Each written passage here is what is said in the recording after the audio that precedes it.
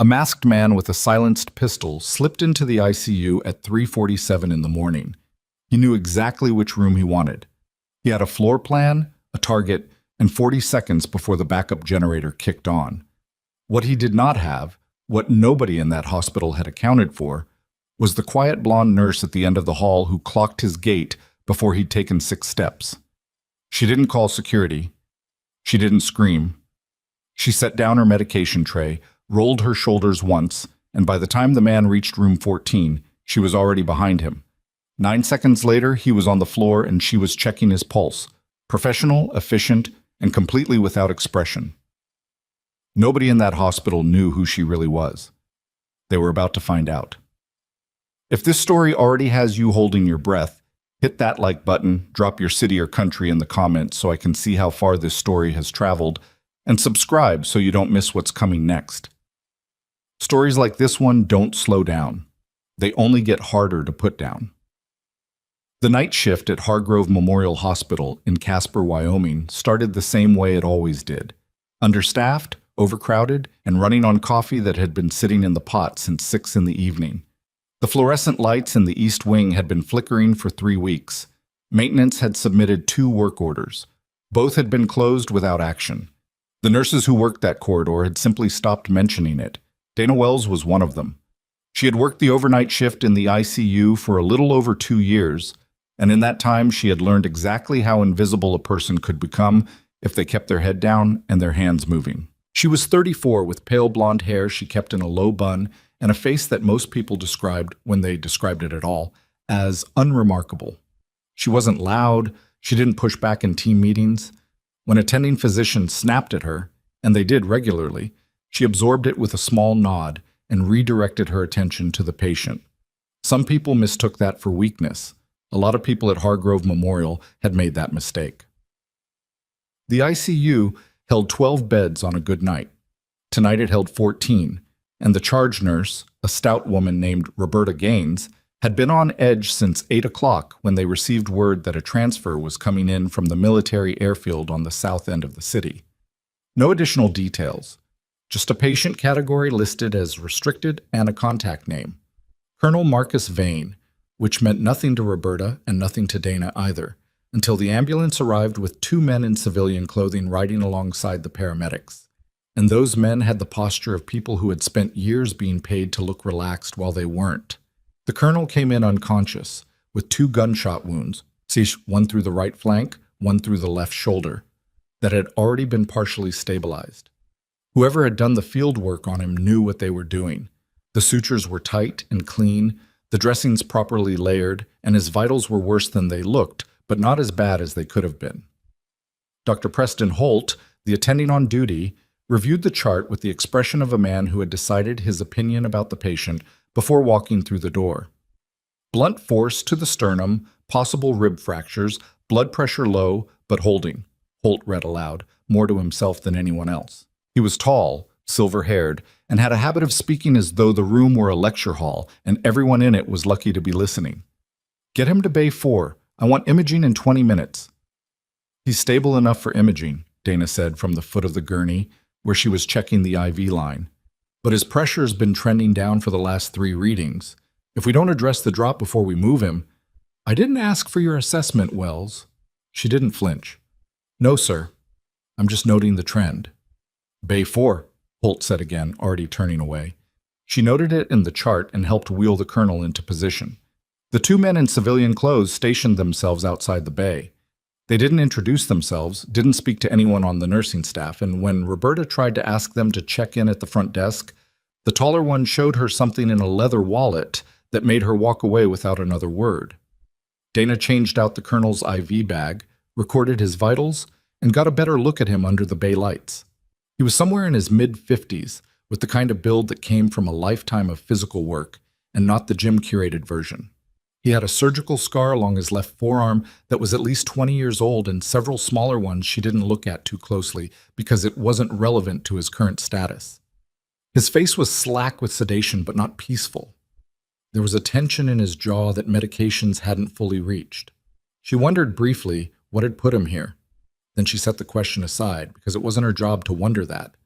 Her job was the IV line and the pressure trend and the hourly neuro checks. Doctor. Holt came back 20 minutes later with a second physician in tow, Dr. Simon Trask, the department chief, who only appeared on the floor when there was something political happening. He was a compact man with small eyes and the permanent expression of someone who was running a calculation in his head. "The colonel's family has been notified?" Trask asked. "Next of kin is listed as restricted," Dana said. "Same as everything else in the intake." "Restricted." Trask said the word like it tasted off. "Right." He looked at Holt. "Get the imaging. I want to have something to say if anyone calls tonight." Neither of them looked at Dana again. She finished her charting, moved on to the next patient, and started the cycle over. Chop. By midnight, the floor had settled into the uneasy quiet that ICU nurses knew well. Not peaceful, just paused. Monitors beeped at irregular intervals. Someone down the hall was having a rough night, and their family had been taken to the waiting room an hour ago. Dana had passed them twice on her rounds, and both times said something small and true, which was all she could offer. She was rechecking the colonel's vitals at 1:20 a.m. when his blood pressure dipped again. Not catastrophically, but enough that she adjusted his drip and made a note. She was about to go find one of the residents when she heard the elevator at the end of the corridor open and close. She didn't look up immediately. People moved through hospitals at all hours. But something made her look. It was the way the person moved, not the speed, the deliberateness. Most people walking through a hospital at night, even staff, had a kind of ambient awareness about them, a willingness to be seen. This person walked like someone running a route they'd already memorized, keeping to the right side of the corridor, head slightly angled away from the nursing station, pace measured to avoid the squeak of rubber soles on linoleum. She knew that walk. Not the person, the walk. She set down the chart. She didn't move quickly. She moved to the supply cart near the colonel's bay, positioned herself with a sightline to the corridor, and watched. He was dressed in hospital-issue scrubs, the generic blue that maintenance sometimes wore, with a service cap pulled low. Average height, thick through the shoulders in a way the scrubs couldn't entirely hide. In his right hand he held something pressed against his thigh, dark, compact, and wrong. Dana turned back to the colonel's bay. The two men outside the door were both looking at their phones. She exhaled once, long and slow. "Excuse me," she said to the nearer of the two, her voice perfectly ordinary. "I need you to step inside the bay for a moment." His pressure? The man looked up, and then the lights went out. It wasn't unusual for hospitals to lose power. It was unusual for the backup generator to take 11 seconds to engage instead of 3, which meant someone had done something to the transfer switch, and in those 11 seconds Dana was already moving because the man in the scrubs had stopped pretending. She heard him rather than saw him. The soft impact of shoe rubber on linoleum changing cadence, committed now, moving toward Bay 4. She came around the corner of the nursing station in the dark, with her shoulder dropped and caught him at the midsection before he could raise the weapon, driving him sideways into the wall. He was bigger than her and trained, and he recovered fast, bringing his elbow up and around. She ducked it, got her right hand on his gun wrist, applied torque in the direction joints don't like to travel, and felt rather than heard the soft pop of his grip failing. He tried to pivot into her. She used the momentum, redirected him face first into the doorframe of the linen closet. Not gentle, not meant to be. He went down. She picked up the weapon, verified the safety, and held it pointed at the floor when the generator finally kicked on and the fluorescent lights stuttered back to life. The two men from outside the colonel's bay were in the corridor now, their own sidearms drawn and pointed at her. She looked at them. "He came in on the elevator," she said. "He's got suppressor threads on the muzzle. Whatever your logs say, he came in on the elevator." Neither of them said anything. The man on the floor was groaning but not moving. Dana set the pistol on the floor, stood up straight, and put her hands where they could see them. "I'm the night nurse," she said. Son, Hargrove Memorial did not handle the next 2 hours well. By 2 a.m., there were 3 security guards crowded into the ICU corridor, a supervisor who'd been pulled from the emergency department, and Dr. Trask, who had come back in wearing a coat over what were clearly pajama pants. The man in the scrubs, who had no identification, no hospital credentials, and a weapon registered to nobody, had been zip-tied to a gurney in a side room while the security supervisor tried to figure out who to call. Dana had been taken to the staff lounge and asked to wait. She waited.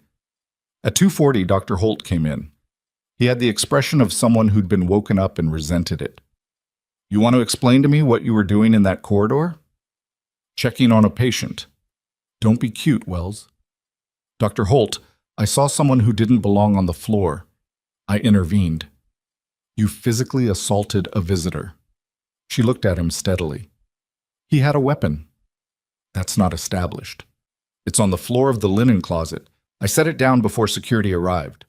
Holt pulled out a chair across from her and sat in it, with the air of a man who had decided the shape of this conversation before walking through the door. "The gentleman's attorney has already called Dr. Trask's emergency line. There are questions about whether you followed protocol."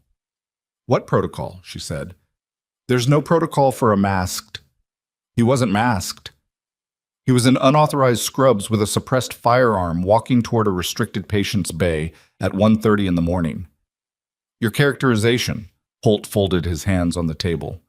"I've spoken to Dr. Trask. Given the questions this raises about your judgment and conduct, we think it's best if you surrender your badge tonight and take administrative leave while we review." "You're suspending me. Administrative leave is not—" "Dr. Holt." She kept her voice flat. "That man came here to kill your patient."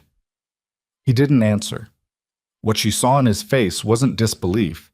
It was something quieter and more unsettling, a deliberate choice not to look too closely at something he might not want to see.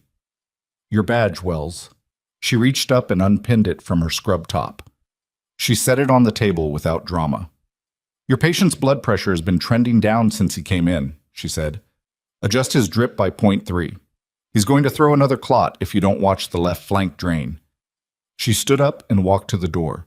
She had her hand on the frame when Roberta Gaines appeared in the hallway, looking like she'd run from the other end of the building. "Dana," Roberta said, slightly breathless, "you need to come back to the floor." "She's been asked to—" Holt started. "There are vehicles outside." Vehicles was an understatement. From the east entrance of Hargrove Memorial, Dana could see 3 black SUVs parked perpendicular to the ambulance bay in a formation that was not accidental, and behind them, a military transport with a light bar she didn't recognize from any branch she knew officially. Men in tactical gear were deployed along the exterior perimeter, not rushing, not aggressive, just present, positioned. She was still standing at the glass when the automatic doors opened and 4 of them came inside. The one in front was a woman in her mid-40s, dark hair, no rank insignia visible, but the kind of carriage that made rank insignia redundant.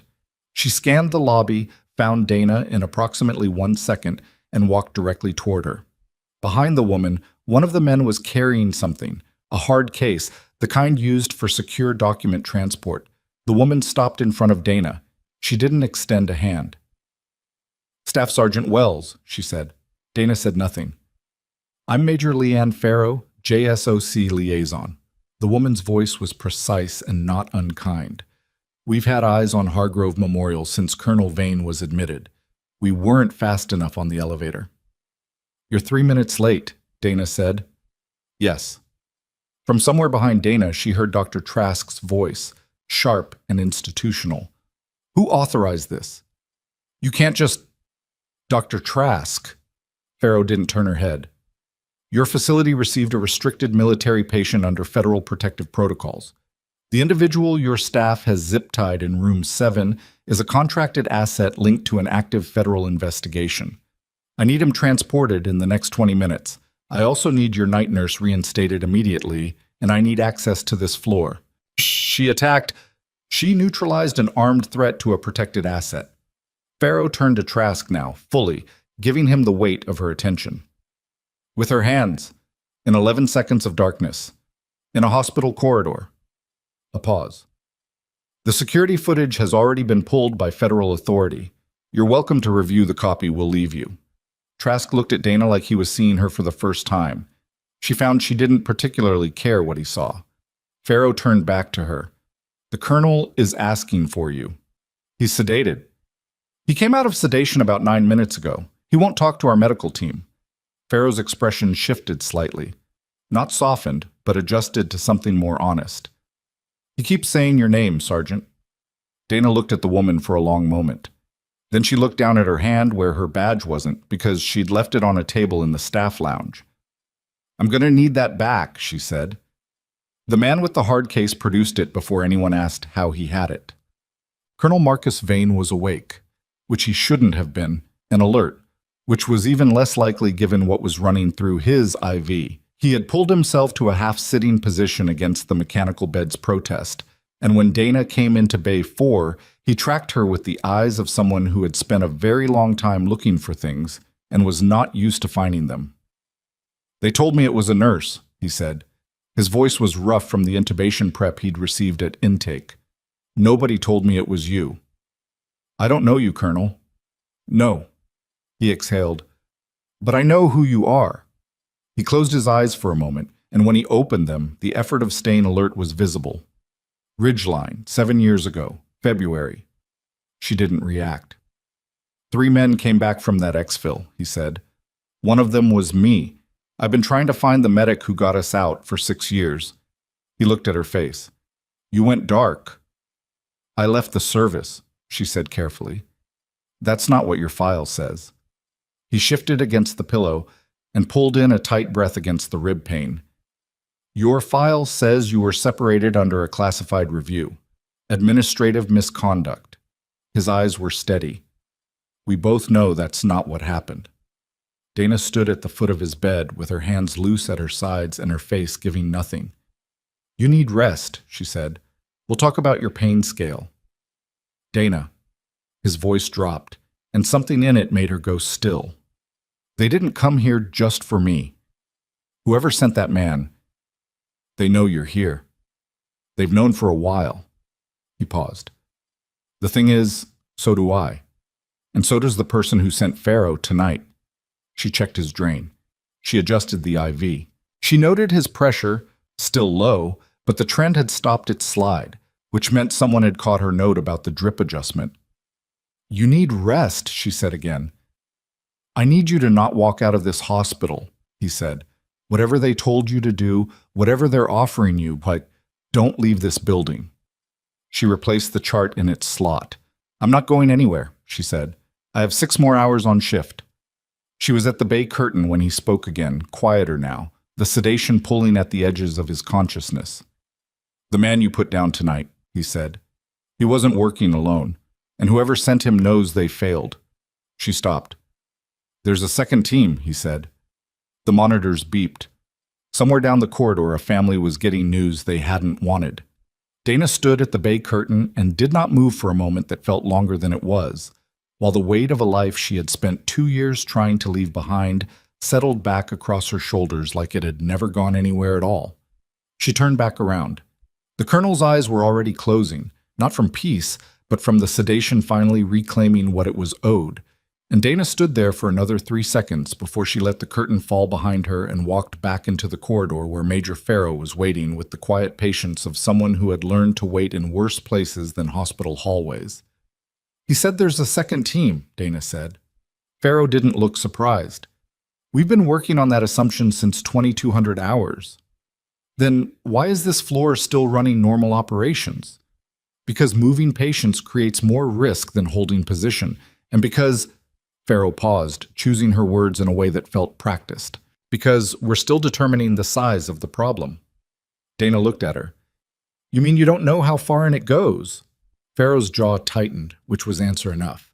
The ICU corridor at 3 a.m. had a specific quality to it, a compression of sound and light, the monitors a constant low presence, the air carrying the particular smell of antiseptic and recycled heat that Dana had stopped noticing after her first month. She noticed it now. She noticed the 2 nurses at the station pretending not to watch her. She noticed the JSOC operator posted at the stairwell door who was doing a better job of looking like he belonged there than the security guards had ever managed. She noticed Dr. Holt halfway down the corridor near the supply room, talking on his phone in a voice too low to carry, with his body angled away from the nursing station. Who authorized Holt's access to this floor tonight? She said. Pharaoh followed her eyeline. He's the attending on record. He was off duty when Vane came in. Trask called him back in. She stopped. That's not standard for a transfer this sensitive. Restricted intake should have gone to the on-call attending, not the specific physician. Farrow was already reaching for the radio clipped to her vest. Holt finished his call and pocketed his phone. He looked up and saw both of them watching him. Whatever passed across his face in that half-second was gone before Dana could name it, replaced by the practiced neutrality of a man who was very good at presenting surfaces. "Major," he said, walking toward them, "I want to discuss patient access protocols." "Dr. Holt," Farrow said. "Who are you speaking with?" "That's not— Who are you speaking with?" His face rearranged itself into something that was trying to be offended. "My wife. It's 3 a.m, and she worries. Is that a federal matter?" Neither of them answered. Farrow kept her eyes on him for a moment longer than comfortable, then turned to the operator at the stairwell and made a small movement with 2 fingers. The operator produced a tablet and began doing something on it without being told what. Holt looked at Dana. "You should go home, Wells. Whatever they've told you about tonight." "Nobody's told me anything," she said. "I'm working." "You were suspended." "I was reinstated." She held up the badge. 30 minutes ago." He looked at the badge. He looked at her face. Something moved behind his eyes that she couldn't fully read, and then he nodded once, tightly, and walked toward the attending's workstation with his shoulders set wrong.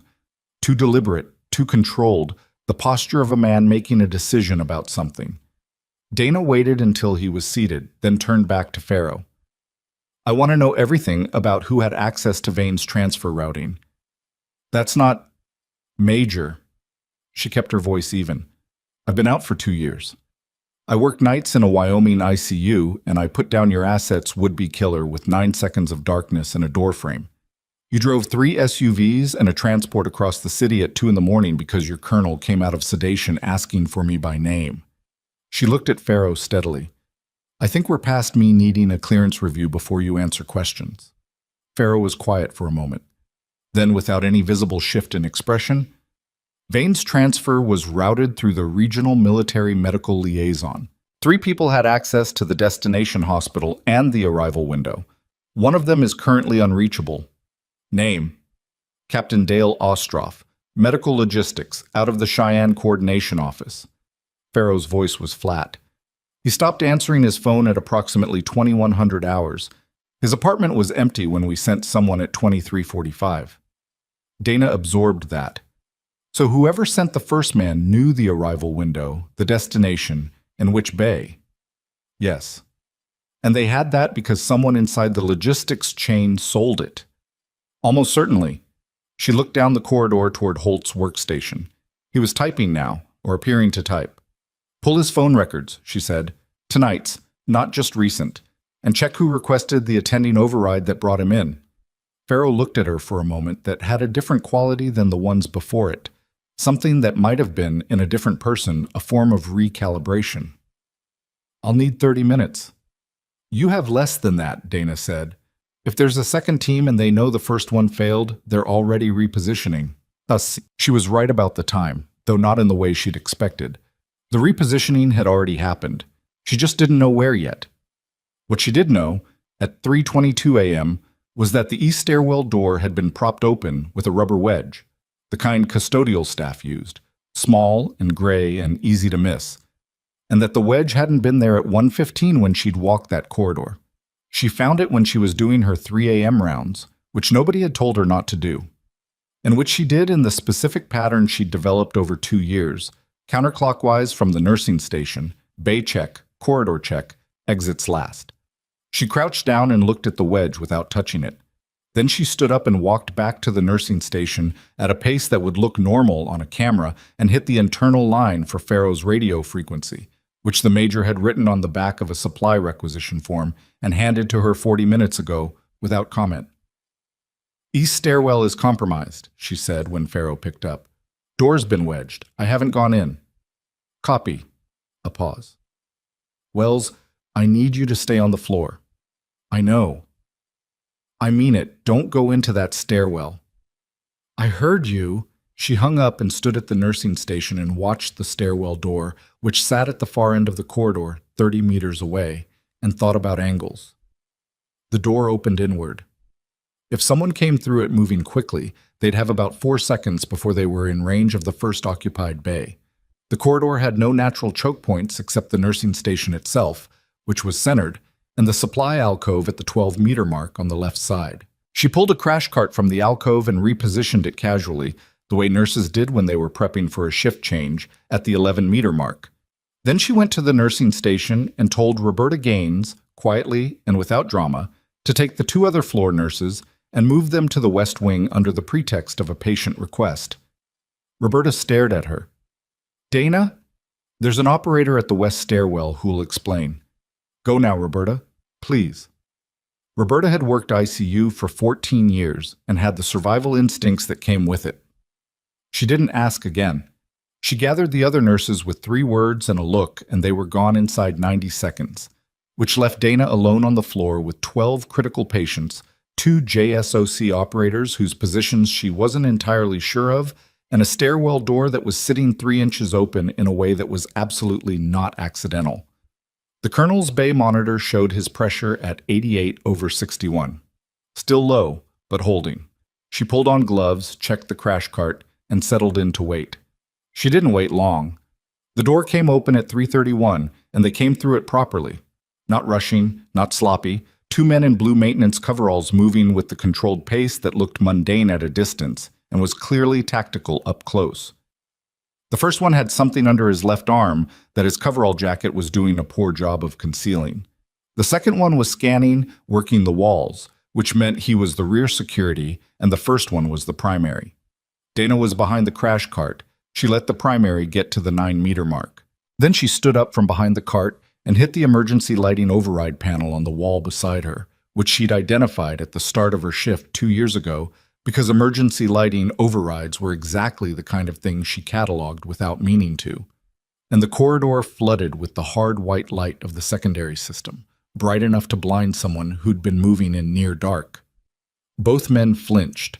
Into that flinch came the 2 JSOC operators from their positions at the bay curtains on either side of the corridor, and what followed was brief and loud and finished before Dana had taken 4 steps from the crash cart. The primary went down hard. The secondary tried to run and made it approximately 2 meters before the corridor geometry stopped him. Farrow came through the stairwell door 40 seconds later, breathing harder than usual. She looked at the 2 men on the floor. She looked at the operators. She looked at Dana. "I told you to stay at the station," she said. "I did stay at the station," Dana said, "until they were at 9 meters. That's not what stay at the station means. I redirected the nursing staff, repositioned a crash cart for a choke point, and hit the lighting override on your signal window. I didn't go into the stairwell." She pulled off her gloves. "You're welcome." Farrow pressed her lips together. It wasn't quite a smile. "We need to talk about your definition of civilian support roles." "I need to check on my patients," Dana said, and walked past her toward Bay 4. The colonel was awake again. This time it looked less like sedation failure and more like the man had simply decided to be conscious through an act of will that had probably served him well in situations worse than this one. He had his eyes on the ceiling when Dana came in, and he didn't look at her until she was at his bedside. "I heard the corridor," he said. "You shouldn't have." "Sound carries in these places." He shifted.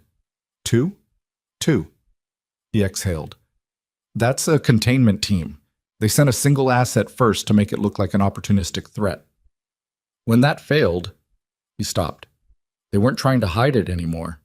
She checked his drain. The output had increased slightly, which she didn't like, and she made a note while he watched her hands. "You really work nights here," he said. "Yes." "Volunteer? Embedded?" He was watching her face. "Donna, I've been looking for you for 6 years. I need to know which way this goes." "I'm a nurse," she said. "I've been a nurse for 2 years. I left the service, I completed a transition program, I got hired here, and I work nights because the day shift is full and I don't sleep well anyway." She set the chart down. "That's it." "That's not it," he said. "Not unkind, just certain. People who leave don't move to Casper, Wyoming, and work ICU nights and put down trained contractors in a blackout without breaking a sweat. I broke a sweat." "Dana." She looked at him. He He was pale from blood loss and running on fumes, and he still had that quality. The thing that had made her follow his orders in a freezing ravine 7 years ago, with the radio dead and the extraction window closing and 3 men down. The quality of someone who looked at a bad situation and found the problem instead of the fear. I had reasons for leaving, she said. Some of them I'll tell you, some of them I won't. Fair. He paused. Ridgeline. Walk me through what happened after the exfil. Colonel, I read your file, the official one. I want to know what happened. She was quiet for a moment. Outside the bay curtain, she could hear Pharaoh's people working the corridor, voices low, movement systematic. Inside it was just the monitors and the drain and the colonel's patient assessing eyes. After Ridgeline, she said carefully, I filed an after-action report that noted the extraction had been delayed by 47 minutes past the agreed window. I noted that the delay was not mechanical or weather-related. I noted that someone had scrubbed the coordinate update from the relay before it reached the rescue team. She paused. 2 weeks later, I was pulled in for a classified review. 3 weeks after that, I was separated. Vane was very still. Administrative misconduct, she said. Conduct unbecoming. Failure to follow communications protocol. She kept her voice neutral because the other option was not neutral at all. I was told that if I pursued an appeal, the review would become a formal court-martial. Who told you that? A colonel from the Joint Staff IG's office, whose name I remember very well, and who I was told later had retired. She met his eyes. He hadn't retired. No, Vane said quietly. He hadn't. He was looking at her with something she recognized after a moment as guilt, which she hadn't expected from him and didn't quite know what to do with. I tried to find you after I got back, after I understood what the delay was. He stopped. I wasn't fast enough. You were recovering from a GSW and 2 cracked vertebrae. That's an excuse. That's a reason. He looked at her. There's a difference? Yes, she said. There is. Something in his face shifted. Not resolved. There wasn't resolution available for any of this yet, but something settling, like a weight that had been held wrong being redistributed. The person who scrubbed the coordinate update, he said. We have a name. We've had it for 8 months. Getting evidence we can bring to a military tribunal without it being buried again has been, he pulled in a careful breath, complicated. And the people who sent the teams tonight, connected. He paused. The network that burned Ridgeline has been running for a long time. What happened to you, What happened to my men? We weren't the only ones. His eyes were tired but clear. Your after-action report wasn't the only thing they buried. She looked at him for a long moment. How many? She said. Reports or people? People. He looked at the ceiling. More than I want to say in a hospital room. She nodded. She picked up the chart again and made her notes, because the alternative was standing still with the full weight of that answer, and she'd learned long ago that the best response to something you couldn't immediately fix was to fix what was in front of you. Your drain output is up, she said. I'm going to call for an ultrasound to check the left flank. You might have a slow bleed that got missed on intake. That sounds like a problem. It's manageable. She hung the chart. I'm going to need you to sleep. I'm not going to sleep. I know, but I need you to try because your body is running on adrenaline and that's going to mask the pain indicators I need to track. And if you crash on me in the next 2 hours, it's going to complicate everything. She looked at him directly. Rest. Not for you. For the next 2 hours of this situation. He held her gaze for a moment, and then, with the air of a man who rarely conceded anything, let his head settle back against the pillow. Wake me if it gets worse, he said.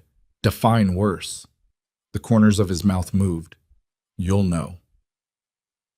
At 4:15 a.m., Pharaoh knocked twice on the frame of Bay 4, and Dana stepped out to find her standing in the corridor with the tablet operator and an expression that had changed in a way that took Dana a moment to identify. It was the look of someone who had found something they'd been hoping not to find. Holt's phone records, Pharaoh said. That was fast. Federal authorization moves things. She handed Dana the tablet. 7 calls in the last 4 hours. 6 of them are consistent with his stated contacts, his wife, the hospital exchange, 2 physicians. The 7th is a burner. Registered to a logistics address in Colorado that dissolved 8 months ago. Dana scrolled through the records. The call had been made at 2:47 a.m., after the first team had already been neutralized, after Farrow had arrived, after Dana had been reinstated, after Holt had been standing in the corridor watching them. He made the call after he saw us talking, she said. Yes. He didn't know the first team had failed until he came back in tonight, and when he saw that it had... She stopped. He's not the top. He's a relay. That's my read, Farrow said, but he's a relay who just told someone that the containment team also failed and that we have 2 of their people in custody. Meaning whoever is at the top of this knows their timeline just collapsed. Meaning, Farrow said carefully, that we might be running out of time to control what happens next. She took the tablet back. I've got people on Holt. He's not leaving this building, but I need to make a call to DC in the next 10 minutes, and when I do, this becomes a lot bigger and a lot less controllable. She looked at Dana with the frank directness of someone who is being honest about the stakes. Once I make that call, things are going to move fast. The colonel is a material witness in an active federal investigation. Your name is in documents we've been compiling for 8 months. Your separation, the after-action report, Ridgeline, all of it. Dana said nothing. I need to know you're not going to disappear again, Farrow said. It was a direct question dressed as a statement, and it deserved a direct answer.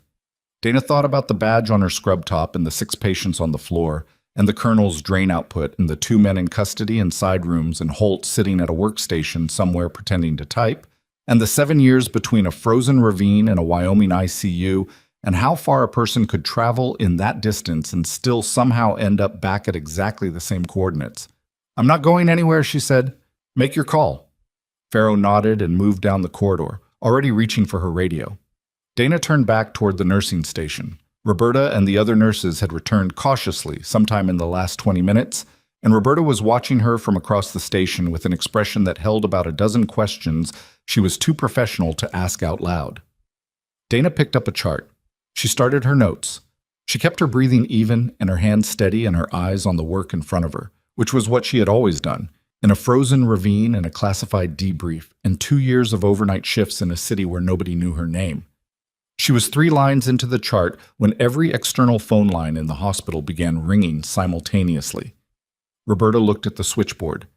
Then she looked at Dana. That doesn't happen. Don't answer them, Dana said. Dana, protocol says, Roberta.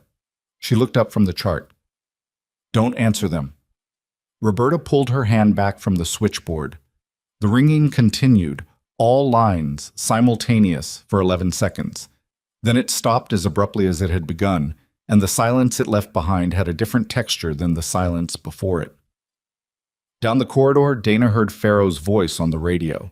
Sharp, clipped, a register she hadn't used before. Then she heard something else.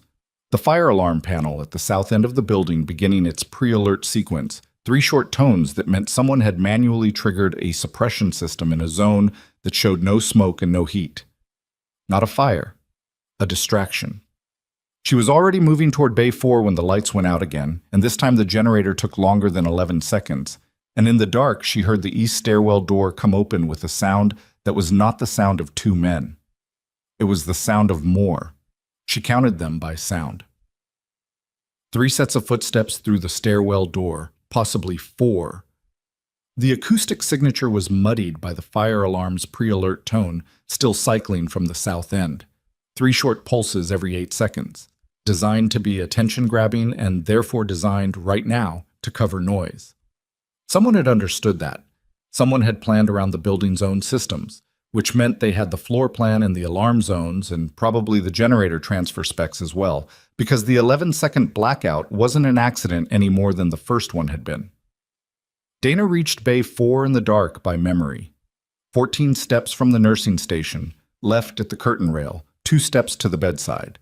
She put her hand on the colonel's arm before she spoke. Vein up, now. He was already moving. Whatever the sedation had left in his system, adrenaline had burned through it, and he came upright with a sharp pull of breath against the rib pain that he didn't waste time acknowledging. How many? He said. Minimum 3, possibly 4. They came in through the east stairwell, same entry as the second team. They're not being subtle anymore. No.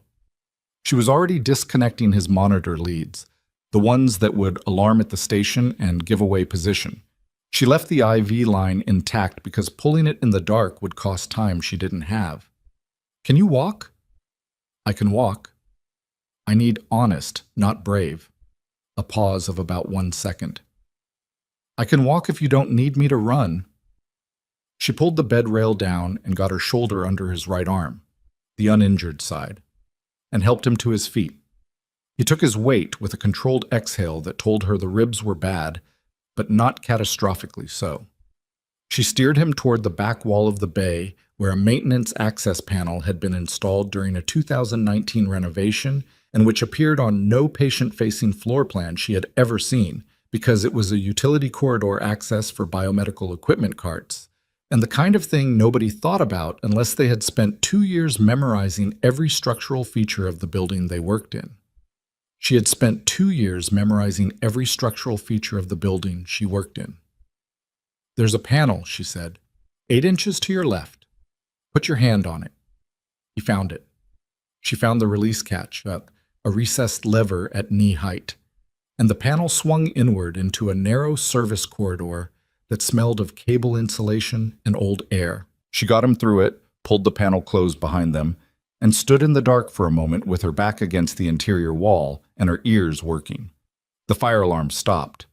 The silence was immediate and absolute and worse than the noise had been because it meant someone had cut the panel, which required either building access codes or someone who had bypassed the panel physically, and either way, it meant this team was operating with inside support that went beyond a single physician making a call on a burner phone. She heard Pharaoh's voice through the curtain. Not words, just cadence, command cadence, controlled but urgent, and then a burst of radio traffic that cut off mid-transmission. Then a sound she identified by its absence, the JSOC operator's positions going quiet. Not quiet like people staying still, quiet like a radio getting jammed. They've got electronic countermeasures, she said, low to Vane. That's military grade. His voice was strained but steady in the dark. This isn't a contractor cleanup team anymore. No, she agreed. It isn't. She put her hand out, found his arm, and started moving him down the service corridor toward the west end of the building. Okay. The utility corridor ran parallel to the ICU for approximately 30 meters before branching, left toward the central elevator mechanical room, right toward the biomedical storage and the west stairwell access. Dana went right, moving by the feel of the floor and the faint orange glow of the emergency exit signage, visible under the access panel gaps every few meters. The colonel kept pace without complaint, though his breathing pattern told her the movement was costing him and the left flank drain, which she'd had to cap off in a hurry, was going to be a problem if they didn't get him horizontal again within the next 90 minutes. One thing at a time. She found the west stairwell access panel at the 38-meter mark and stopped them both. She pressed her ear to the panel and listened for 15 seconds before touching the release. Nothing from the stairwell side, which could mean clear or could mean someone who knew how to be quiet. Stay here, she said. Dana, 8 seconds. She found the release catch and eased the panel open 2 inches, letting her eyes adjust to the stairwell's emergency lighting. A dim red wash from the ceiling fixtures, enough to see the first landing and the rail and the lower flight of stairs descending toward the second floor. She looked for shadow movement. She looked for reflections on the painted cinder block. She checked the door at the base of the visible landing for light gaps that would indicate it had been recently opened. The door gap at the bottom was clean. The stairwell was empty. She got the colonel through the panel and into the stairwell and started him down toward the second floor, keeping him on the inside of the rail, her hand on his right arm, and her eyes on the landings above and below. He was managing the stairs better than she'd expected, or worse than he was letting on. Impossible to tell which, and she didn't have the bandwidth to investigate. Second floor landing. She stopped them. Through the stairwell door, she could hear the second floor. General medical, lower acuity, night staff reduced to 2 nurses and a resident. She could also hear something that didn't belong. A conversation, 2 voices, male, on the other side of the door. Calm voices, unhurried, the tone of people who had arrived and settled and were waiting. "They've got the exits covered," she said. "Secondary position." Bain's breath was roughening. "They're driving us down." She looked at the stairs below. One more flight to ground level, and the ground level exits would be either locked down or watched. She looked at the stairwell above. The team that had come through the east entrance was somewhere on the ICU floor, and Pharaoh's people were either engaged or jammed or both. She made the calculation in about 4 seconds. "Up," she said. "The ICU is not the ICU. One more above that. 5th floor is closed for renovation. Has been for 6 weeks." She got her shoulder back under his arm. "No patients, no staff. And the renovation contractor's storage has a direct roof access that connects to the north fire escape." "You want to take me onto a roof?" "I want to take you somewhere they haven't pre-positioned." She started moving him upward. "That's the best I've got right now." He didn't argue. She gave him credit for that. Oops. The 5th floor smelled of drywall dust and paint thinner, and the particular staleness of a space that had been sealed from the HVAC system while construction was ongoing. The emergency lighting here was the bare minimum.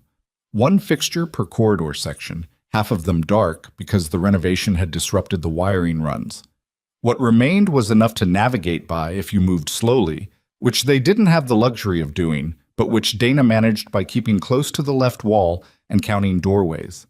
She got the colonel into the largest of the contractor storage rooms, a former patient ward stripped to the studs, currently holding material stacks and equipment cases, and lowered him onto a folded tarp that was at least better than the concrete floor.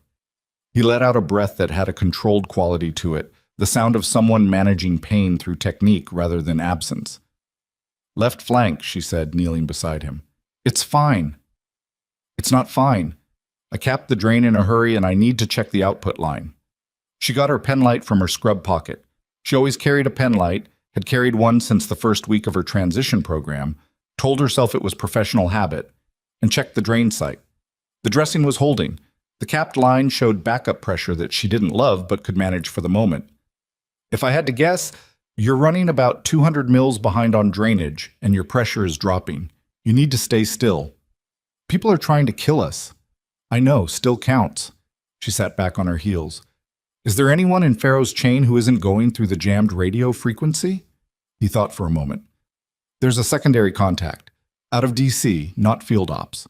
Pharaoh would have a SAT protocol for blackout conditions." "Does she know to use it?" "If she's still standing, yes." "Okay." Dana looked around the storage room. She had no phone. She'd left it at the nursing station before the second team came through. She had a pen light, the clothes on her back, a capped drain line, and a wounded colonel. She thought through what the building had that she could use and came up with 3 things. The construction intercom system that ran to the contractor's site office on the ground floor, the renovation team's power tools, which were almost certainly locked, but the cases weren't always secured, and the structural relationship between the 5th floor and the north fire escape, which she'd identified 6 weeks ago when she'd come up to check on a rumor that the renovation was cutting into the HVAC ducting that served the ICU. She'd reported the HVAC concerned to facilities management. They'd sent a memo. The memo had accomplished nothing, but the site visit had given her the fire escape access point. "I need 10 minutes, she said. "Can you keep your own pulse?" He looked at her. "Fingers on the radial artery, count beats per 15 seconds and multiply by 4. Tell me the number when I get back." "I know how to take a pulse, Dana." "Then you know what number concerns me." She stood up. "Don't move." She was at the door when he said, "Watch the 3rd doorway on the left. The framing's been pulled and the gap is big enough to miss in low light." She stopped. "You scanned the corridor on the way in." "Old habit." She filed that away and went. The construction intercom panel was mounted on the wall outside the freight elevator at the south end of the 5th floor. A battered gray unit with a push-to-talk handset and a channel selector that covered the site office, the loading dock, and the project manager's direct line. Dana picked up the handset and switched to the project manager's channel, which she had no reason to believe would connect to anything useful at 4 a.m. Except that renovation projects running on a tight timeline often had a site supervisor who slept in the office trailer on the loading dock level because it was cheaper than driving back to wherever they were from. She pushed the button and said, "This is the night charge nurse from the ICU. I need you to call 911 and tell them there is an active threat at Hargrove Memorial Hospital and that the internal communications are compromised. Tell them the ICU staff requested emergency police response at this number." She gave the direct line for the hospital's external security panel, which she knew because she'd once spent 20 minutes trying to reach it during a parking dispute that had blocked the ambulance bay. Tell them it came from the 5th floor. She released the button and waited. Static. Then, after about 15 seconds, a voice. Groggy, confused. Male. "Lady, it's 4 in the morning. What the—" "Call 911, she said. "Right now. I need you to do it right now. Active threat, Hargrove Memorial. Tell them it came from the night charge nurse." A longer pause. She could hear him breathing, the rustling of someone sitting up. "You serious?" "Call 911, she said again. "Please." The static cut out. She set down the handset and stood there for a moment in the dust and the dark, breathing carefully, and then went back to the colonel.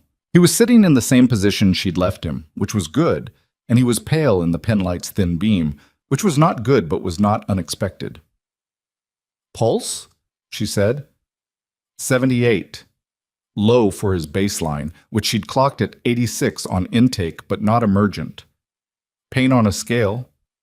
6. Out of 10? Out of 10. She crouched beside him and checked the drain line again. The backup pressure had increased marginally. She made a decision, recapped the line with a partial vent, which wasn't ideal and wouldn't have passed a clinical review, but which was better than letting it block entirely. "The people who came in tonight," she said, working by penlight. "How did they get electronic countermeasures into a civilian hospital?" Vane was quiet for a moment. "Someone with military logistics access staged the equipment in advance." "How far in advance?" "Days, at minimum, possibly longer." He paused. "The containment operation tonight was planned before I was transferred here. Someone knew my destination before the transfer was finalized." She looked at him. "That's not just Ostroff." "No." "Someone above Ostroff had to authorize the staging of equipment." "Yes." "Who has that authority?" He met her eyes. The penlight threw hard shadows and made his face look older than it was. "The person I've been building a case against for 8 months, he said, is a 2-star general named Clifton Marsh. He ran the operational command that burned Ridgeline. He's been running the cleanup ever since." A pause. "He has the connections to stage countermeasure equipment in a civilian facility. He has the connections to get Captain Ostroff into the logistics chain. He has the connections to get a physician embedded in a regional hospital's attending rotation." Dana sat very still. "Holt," she said. "Holt isn't a physician who got recruited," Vane said. "Holt is an asset who was placed, probably 18 months ago, maybe more. He's been here waiting." She looked at the drain line in her hands and thought about every conversation she'd had on this floor over 2 years, every shift change, every medication round, every time Holt had told her to stay out of the way or questioned her assessment or positioned himself between her and the senior staff in a way that had looked, at the time, like ordinary medical hierarchy. "He knew I was here," she said. "I think so." "For how long?" "I don't know." He said it without apology. "I don't know how long they've known, but when my transfer came through and the destination was Hargrove, I don't think that was a coincidence for them either." She processed that. "They were going to use the colonel's arrival to pull me out. The first asset was probably sent to deal with me and confirm your presence. When you neutralized him..." He stopped. "That's when they switched to containment. 2 teams, ECM, fire suppression trigger. This isn't a cleanup operation anymore. This is an elimination." The words sat in the storage room's thick air with a specific weight. "Both of us," she said, "and anyone who's heard too much tonight." She thought about Roberta Gaines, who had gone to the West Wing and not come back. She thought about the other nurses.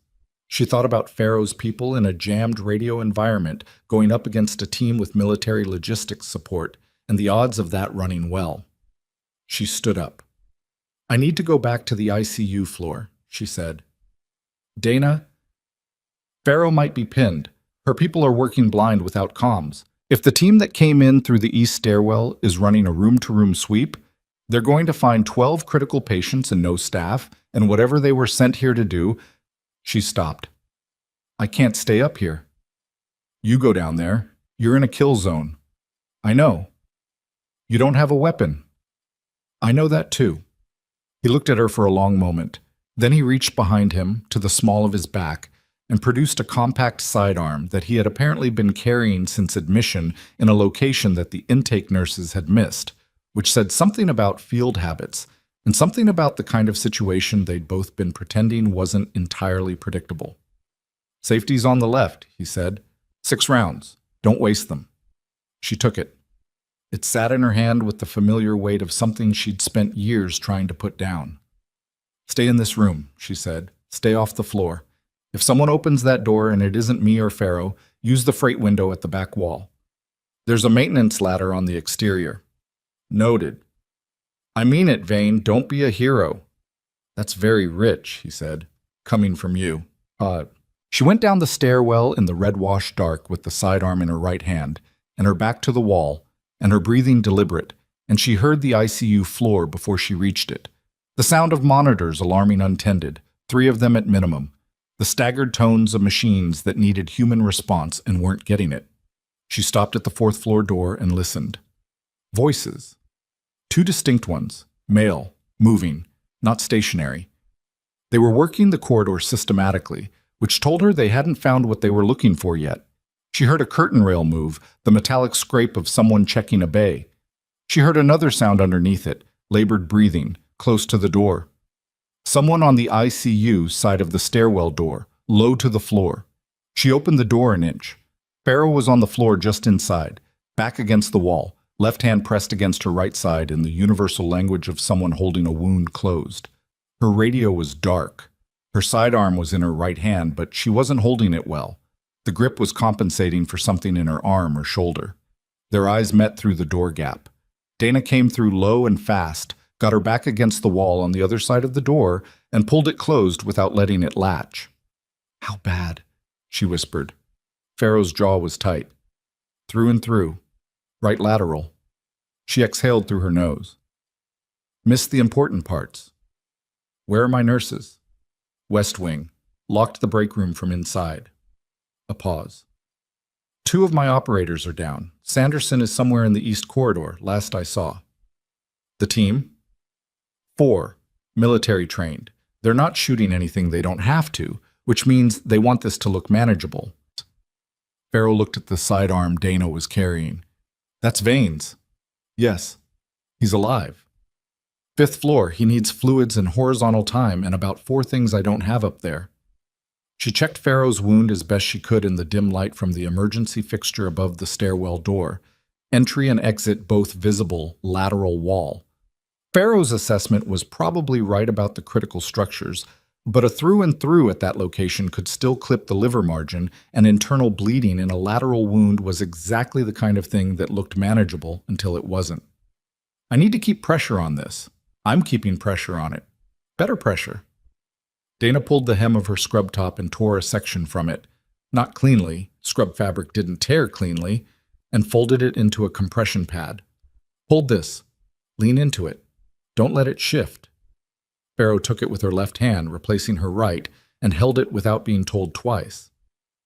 Down the corridor, Dana heard the team moving closer. 2 bays away, maybe 3. She heard one of the monitor's alarm go silent, which meant someone had silenced it manually, which meant they were handling the environment as they went. She looked at the corridor. She counted what she knew. 4 operators. 2 of Pharaoh's people down. 1 somewhere in the east corridor. Pharaoh compromised. Herself, 1 weapon, 6 rounds, and 12 patients who could not move under any circumstances and whose monitors were actively announcing their locations. She thought about the construction intercom call she'd made. Response time in Casper at 4 a.m. for an unclear threat report from a site contractor wasn't going to be under 8 minutes. It might be 15. She needed to buy 15 minutes without getting shot and without losing any of the patients whose monitors she could hear alarming down that corridor. She looked at the stairwell door above her. She looked at the ICU corridor. She looked at Pharaoh. "Can you get back to the 5th floor on your own?" she said. "I'm not leaving the floor." "Pharaoh." "I'm not leaving." The major's voice was quiet and absolute and slightly thinner than it had been 60 seconds ago, which was the sound of blood pressure trending, and neither of them needed to say that out loud. "Tell me what you need." "I need 30 seconds of distraction at the east end of the corridor." "I can give you that." "And I need Sanderson, if he's mobile. I'll get him on hand signals." She looked at Dana. "What are you going to do?" Dana looked down the corridor toward the bay curtains and the alarming monitors and the sound of 4 people systematically clearing a space they thought they had controlled. "I'm going to make them look the wrong direction," she said. What she didn't say, because it was the part that wasn't a plan yet, just a direction, was that she was going to walk into that corridor in hospital scrubs with a borrowed sidearm and 6 rounds and the specific confidence of someone who had done worse things in worse places, and she was going to have to make it count. She was at the corridor door when she heard a sound that stopped her completely. It came from the far end of the ICU, the west entrance, the one that connected to the main building atrium, and it was not the sound of more threat coming in. It was the sound of the automatic doors engaging, and then boots, multiple sets, moving fast and organized and unmistakably different in cadence from the team already on the floor. And then a voice, louder than it needed to be, carrying the full authority of someone who wanted to be heard through walls. "Federal agents, freeze! Nobody moves." And underneath that, barely audible through the noise, the specific squelch and clear of a radio system coming back online as the ECM was overpowered by something with more wattage. Pharaoh's head came up. "Sat relay," she said. "DC came through." Dana stood in the stairwell doorway with Vane's sidearm in her hand and listened to the ICU corridor go from the controlled quiet of an operation in progress to something considerably louder and more chaotic. And she was standing there still when the east corridor went bright, full building power, all at once, every fluorescent fixture snapping on in sequence. And she had one clear second of seeing the entire length of the ICU floor lit up, and 2 of the 4-man team caught in the open between bays with their weapons up and nowhere useful to go. The 3rd member of the team broke left, directly toward the stairwell door. She had 6 rounds and she used 0 of them because when the door came open she was already beside it and not in front of it, and the movement she used to redirect the person coming through was the same movement she'd used in Bay 4 in the dark at 1:30 in the morning, and the result was roughly equivalent. He went down. Harder this time because the floor was linoleum over concrete with no give, and because she had both feet under her and wasn't improvising in a blackout. She stood over him and looked up. The corridor was full of people, federal badges, tactical gear, Hargrove Memorial Security standing well back, Roberta Gaines visible through the west entrance with her hand over her mouth. One of the 4-man team was on the floor. The second was against the wall with hands behind his head. The third was the one at Dana's feet. The 4th was gone. She looked down the corridor. She looked at the exits. She looked at the monitoring station and the bay curtains and the maintenance access panel at the east end that she had left slightly ajar when she'd brought the colonel through it 40 minutes ago. She looked at the panel. It was open, wider than she'd left it. She was already moving when she heard, from somewhere in the utility corridor beyond the panel, the sound of footsteps going upward, not down toward the exits, not toward the ground floor, but up toward the 5th floor, toward the contractor storage room where she had left a wounded colonel alone with a drainage problem and 5 rounds he hadn't used yet. And she came through the access panel at a run because there was nothing else to do, and the math was very simple and very bad. She made the 3rd floor landing in 20 seconds and kept going, and she was 2 steps from the 5th floor access panel when she heard, from the other side of it, a single sharp sound that was not a tool being dropped or a beam settling in an unfinished floor. It was a gunshot, and then silence. She hit the access panel with her shoulder and came through it fast and low, sidearm up, and the first thing she registered was light, gray pre-dawn light from the freight window at the back wall, the one she'd told Vane to use if someone came through the door that wasn't her. The second thing she registered was the fourth operator, on the floor near the doorway, not moving. The third thing was Vane, seated against the material stack where she'd left him, with the sidearm she'd given him extended in a two-hand grip that was shaking now with the effort of having held it steady enough to matter, and a fresh stain spreading through the dressing on his left flank that told her the shot he'd fired hadn't been the only violent thing that had happened in this room in the last 90 seconds.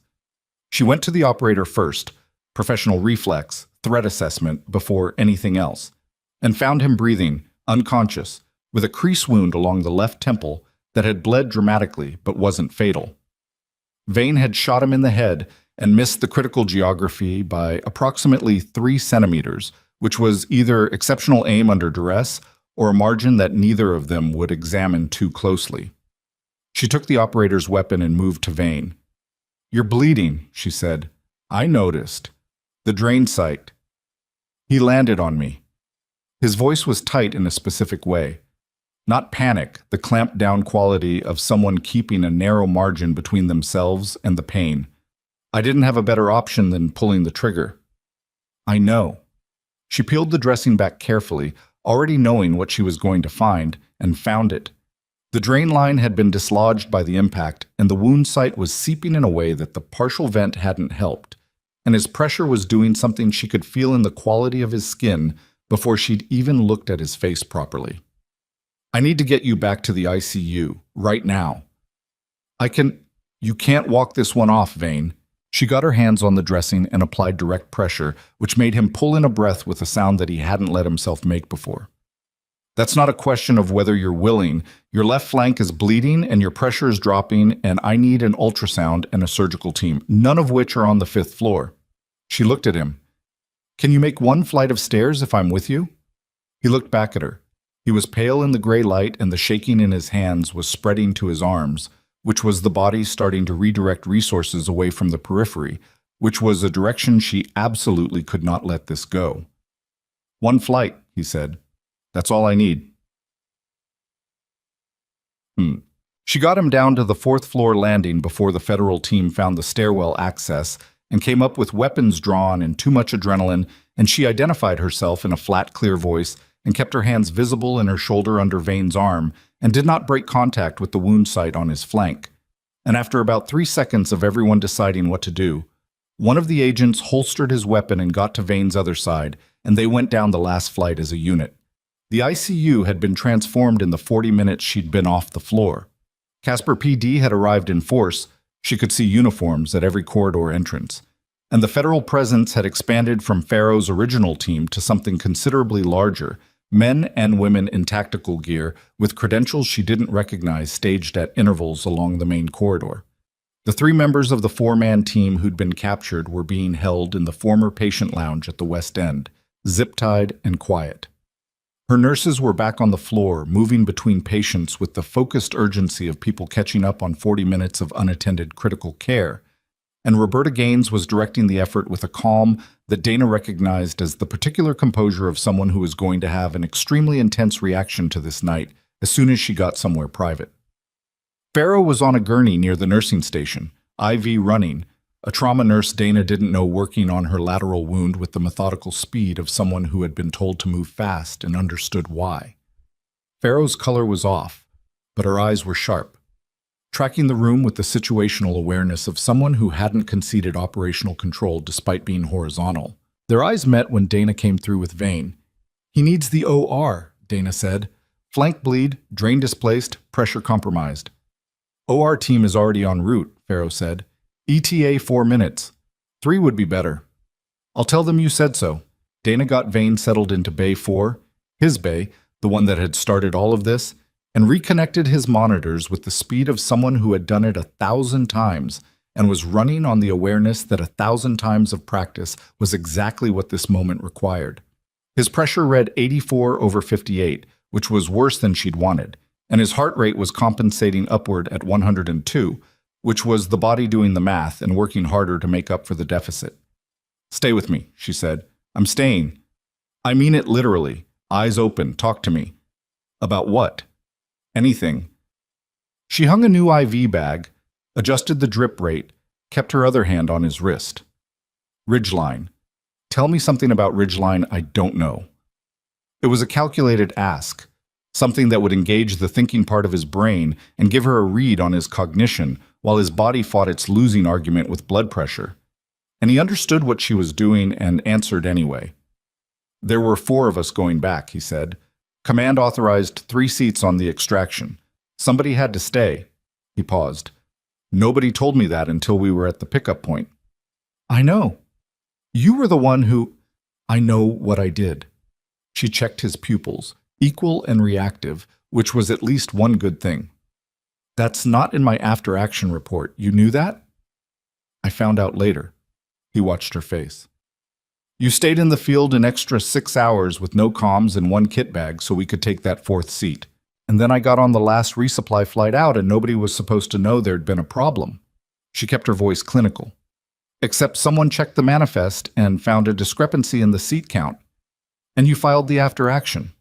Because if I didn't, the discrepancy would have been explained away as a logging error, and the decision to authorize 3 seats instead of 4 would never have been reviewed. She looked at him directly. Someone made that call deliberately. I wasn't going to let that disappear. He held her gaze. You knew what filing the report would cost you. I didn't know exactly. I had a reasonable guess. And you filed it anyway. I filed it anyway. The OR team arrived at a controlled run, pushing a transfer gurney, a surgeon she recognized from the day shift named Dr. Marlowe, whose name she'd seen on trauma schedules for a year and a half without ever working directly alongside. Marlowe took one look at the monitors and started talking to his team in the shorthand of someone who had been woken up for emergencies before and didn't waste words when it happened. Wells, he said, as they transferred Vane to the gurney. Run down. She gave it to him in 45 seconds. Wound origin, field management, drain displacement, pressure trajectory, current vitals, the partial vent and why she'd done it and why it probably hadn't helped. Marlowe listened without interrupting, which was more than Holt had ever done, and when she finished, he nodded once and looked at Vane. You've got a good nurse, he said. I know that, Vane said. His eyes found Dana as they wheeled him toward the corridor. Don't go anywhere. I'll be here, she said. She watched them take him around the corner toward the OR elevator and then stood at the foot of the empty bay for a moment while the monitors beeped their irrelevant alerts into an empty space, and she let herself be still for exactly as long as it took to draw 3 slow breaths, and then she turned around and went back to work. What's up? Holt was still in the building. She found that out from one of the federal agents, a quiet, serious woman named Reyes, who had been coordinating with Pharaoh's people since the cavalry arrived, who told Dana that Holt had been located in the physician's lounge on the 2nd floor at approximately 4:45 a.m., still in his white coat, ostensibly unaware of what had occurred on the floor above him, which was a performance so implausible that it had apparently convinced no one. He's asked for a lawyer 3 times, Reyes said. Has he talked? Not yet. Reyes had the precise, economical manner of someone who said what was necessary and stopped. But we pulled the burner call records and cross-referenced the number with a communications pattern we've been tracking in a separate investigation out of the Denver field office for the last 5 months. The number connects to a logistics coordinator who connects, through 2 intermediaries, to a defense contracting entity that has Clifton Marsh on its advisory board. Dana absorbed the geography of that. You already had a file on Marsh. We had the outline of a file. We've been building the interior. Reyes looked at her with a measured quality that was different from the way most people in this building had looked at her. Your after-action report from 7 years ago is in the file. The original, not the redacted version. Where did you get the original? Captain Ostroff had a copy. Reyes paused. We found him at 5:20 a.m. in a motel outside Cheyenne. He'd been there since yesterday afternoon. He wasn't running. He was hiding. Another pause. He was afraid of what would happen if the operation tonight succeeded. He'd realized too late what he'd helped set in motion. Dana said nothing for a moment. Is he talking? He hasn't stopped since we found him. Reyes looked down at her notes, though Dana had the sense she knew them well enough not to need them. He has records, Sergeant, digital, backed up off-site, routing authorizations, logistics orders, communication intercepts he'd been collecting for 18 months because he'd understood the network was going to eventually decide he was a liability. Self-preservation. People talk for all kinds of reasons. Reyes looked back up. The point is that what Ostrov has, combined with what we pulled from the teams tonight, combined with Holt's phone records, it's enough to move on Marsh. She held Dana's gaze. Your name is going to be in every piece of this. Your report, your separation, what happened here tonight? Are you prepared for that? Dana thought about what prepared meant in this context, whether it was even the right word for the feeling of watching something you'd carried for 7 years begin to move under its own weight. Yes, she said. They arrested Preston Holt at 6:15 a.m. in the physician's lounge. Dana wasn't there for it. She was on the ICU floor rechecking the patients who'd been unmonitored during the worst of the night, going bay to bay with a methodical attention to the work that some people might have read as avoidance, and that was in fact the only appropriate response to a floor full of critically ill people who had spent the last 2 hours in the middle of a federal operation and needed someone to simply look at them as patients. She heard about it from Roberta, who had heard it from one of the Casper PD officers stationed at the second-floor elevator. They walked him out in handcuffs, Roberta said, and her voice had the stunned flatness of someone who was still processing the shape of the night. Past the nursing station downstairs, in his white coat. She paused. He looked... She stopped. I can't describe how he looked. You don't have to, Dana said, and kept her eyes on the chart. Roberta was quiet for a moment, then, How long did you know? I didn't know. I suspected late. Too late to have prevented the second team. But you knew there was something wrong with him. Dana considered that. I knew he made decisions that didn't serve patients. Whether that was malice or ego, I couldn't have told you until tonight. She looked at Roberta. Did anyone get hurt? Our people? Reyes's team has 2 people with minor injuries. Your people, the nurses. Everyone's okay. Roberta's voice caught very slightly on the last 2 words, which told Dana that OK was doing significant lifting and that the debrief conversations were going to matter. One of the patients in Bay 7 had a pressure event during the blackout. Resident managed it. Which resident? Kaplan. Dana made a note to tell Kaplan she'd done good work because good work in the middle of a crisis usually went unmentioned, and that was one of the things wrong with medicine that she'd never found a solution to. The morning shift was starting to arrive. Nurses and technicians filtering in from the main entrance, most of them walking into the aftermath with the bewildered quality of people who had been texted confusing things and hadn't quite assembled the picture yet. Dana helped them assemble it, bay by bay, handing off patients with the same quality of information she always provided, specific, current, free of editorializing. One of the morning nurses, a woman named Torres who had been on staff for 3 years and had the kind of easy competence that didn't require an audience, looked at Dana's scrub top, which had a torn hem and a quantity of other people's blood on it and had been through more than scrubs were designed for. Are you okay? Torres said. I need coffee, Dana said, and to sit down for about 4 minutes.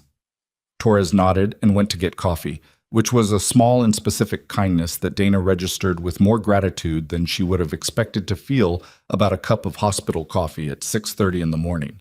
She sat in the chair at the nursing station and drank half of it before Reyes found her again. Marsh, Reyes said without preamble.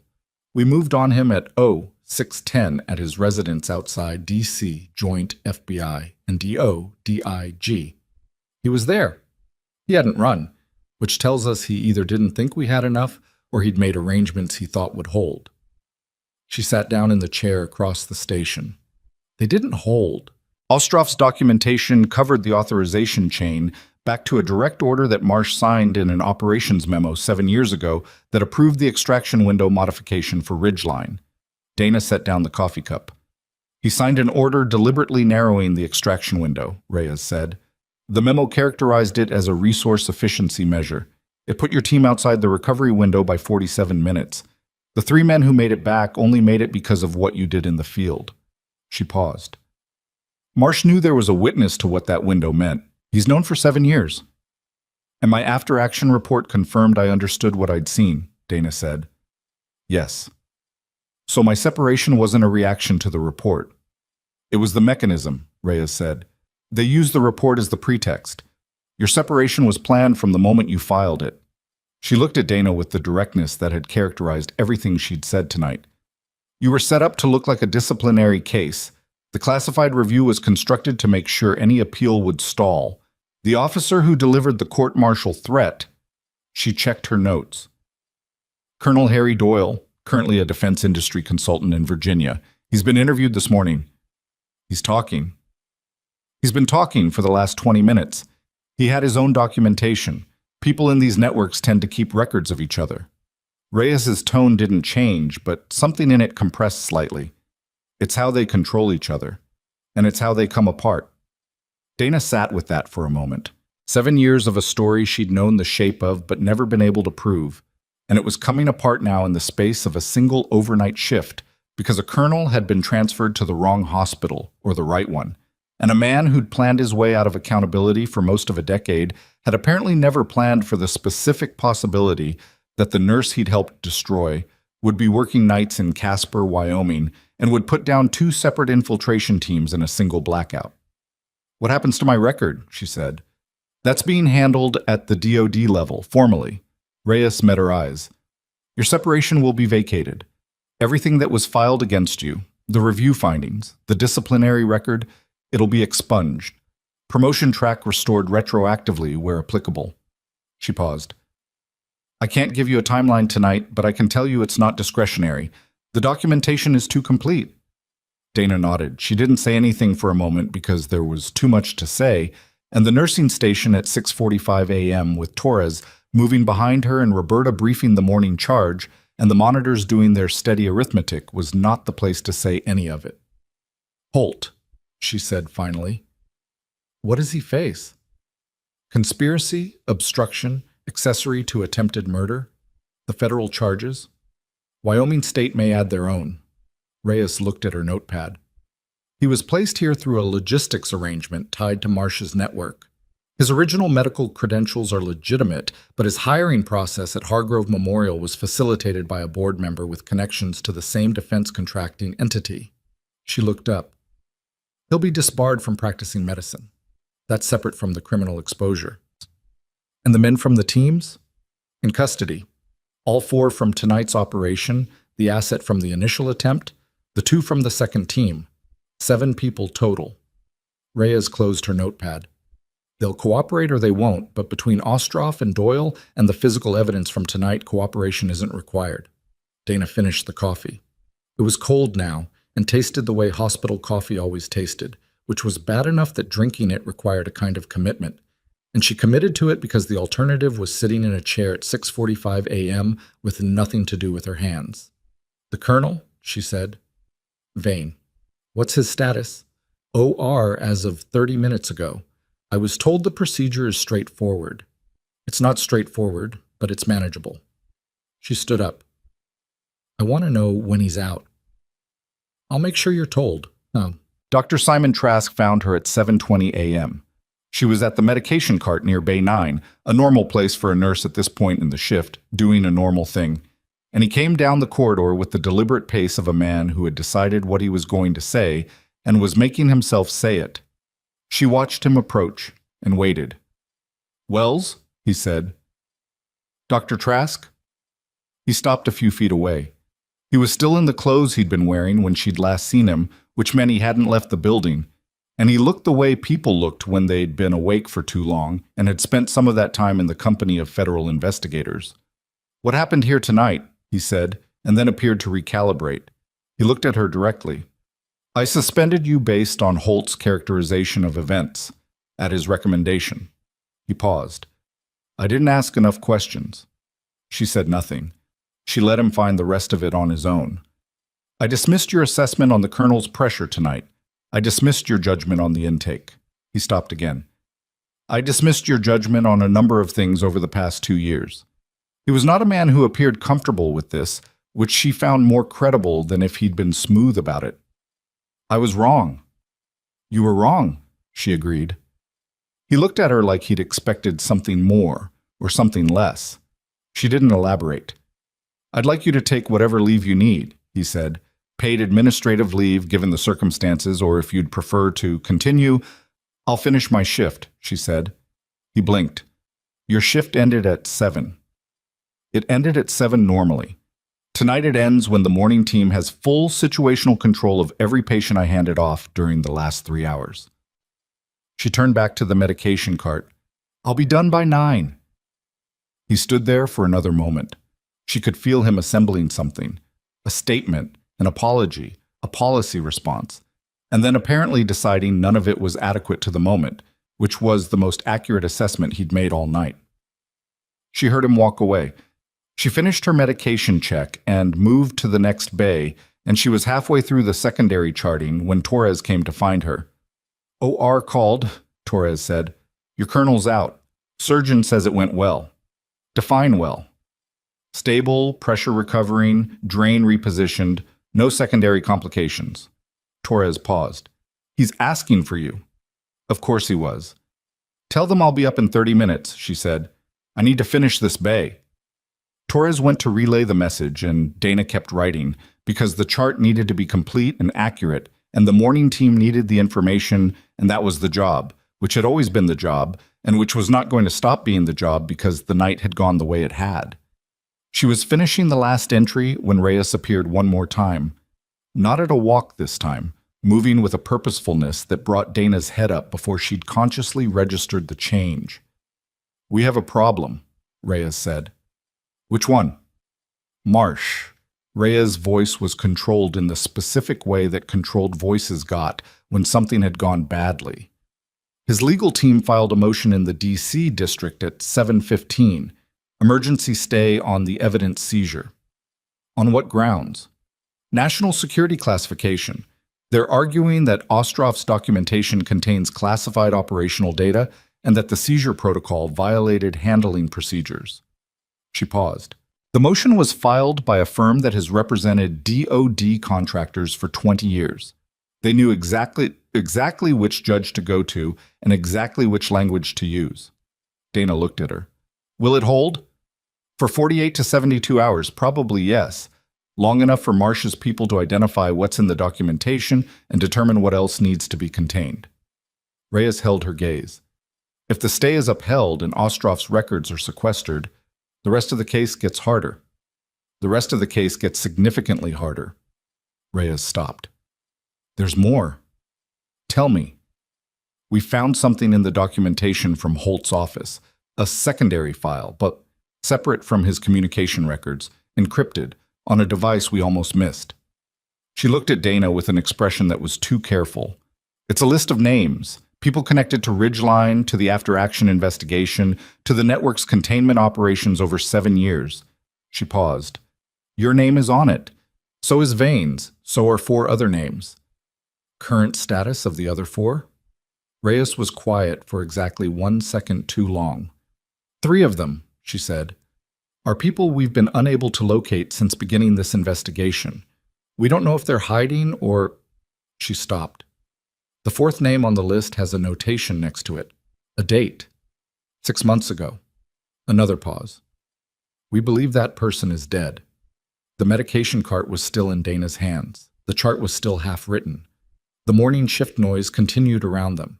Monitors and voices and the ordinary machinery of a hospital at 7 in the morning that had no awareness of what was happening inside. Dana set the chart down. "The stay motion," she said. "What does Marsh need to make it stick?" "He needs the judge to agree that federal seizure protocol was violated. He needs 48 hours for his legal team to build that argument." Reyes watched her. "And he needs the primary witness, Ostrov, to become unavailable or recant." "Where's Ostrov now?" Reyes's jaw tightened. "That," she said, "is the problem." "Ostrov is in federal protective custody," Reyes said. "He was, as of 40 minutes ago. We're trying to reestablish contact with the transport team now." Dana didn't wait for her to finish the sentence's implications. "Where was the transport going?" "Denver field office. It's a 3-hour drive. They checked in at the 2-hour mark and haven't responded since." "How long ago was the 2-hour check-in?" 51 minutes. Dana did the math without being asked. The transport was somewhere in the stretch of I-25 between Cheyenne and Fort Collins, which was not a stretch of highway that offered many options for anything: help, escape, or interference. And the silence had been running for nearly an hour, which was too long for a radio malfunction and too deliberate for an accident. "You need to call the Colorado State Patrol," she said. "Not through the federal relay. Direct line to the CSP dispatch in Larimer County. If someone is monitoring federal communications, routing through them buys you nothing." Reyes was already moving. "I know. And your DC contact, the one Farrow used for the SAT relay.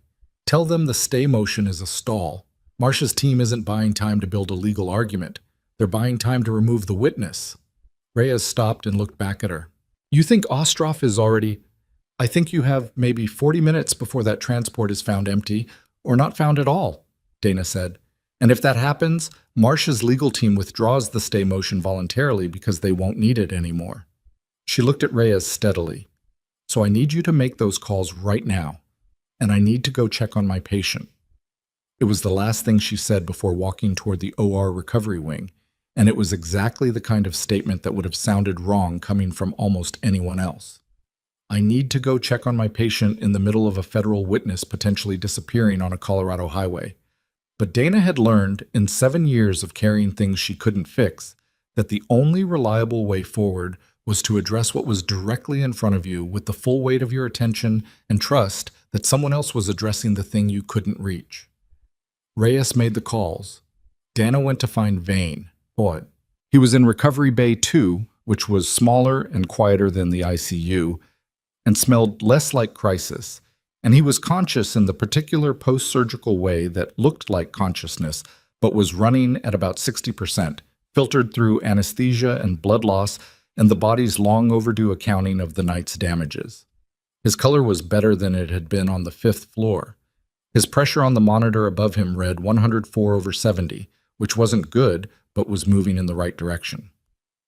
He looked at her when she came in and didn't say anything for a moment. She checked his drain, properly repositioned now, output within normal range, and his IV line, and his dressing, and all the things she checked because they needed checking and because the habit of it was load-bearing in a way she'd stopped questioning. "Ostroff," he said. "Reyes is handling it." "Tell me anyway," she told him. He listened without interrupting, which she'd come to understand was how he processed bad information, absorbing it fully before deciding what it meant. "Marsh moved fast," he said when she finished. "He had the motion ready before we moved on him. He knew we were building something." She adjusted the IV rate slightly. "The question is whether he had time to reach the transport. He's had 7 years of building redundancy into this network." Vane's voice was tired but precise. "Every phase of what happened tonight had a contingency behind it. The ECM, the fire suppression trigger, the legal motion, those weren't improvised." He looked at the ceiling. "If the transport is compromised, it's because he had someone inside the federal logistics chain, same as he had Ostroff inside the military chain. Then Reyes needs to look at who assigned the transport team." "She'll get there." He looked back at her. "You know what the real problem is?" "Tell me." "Even if we find Ostroff in the documentation holds, Marsh has resources, legal, financial, institutional. A trial takes years.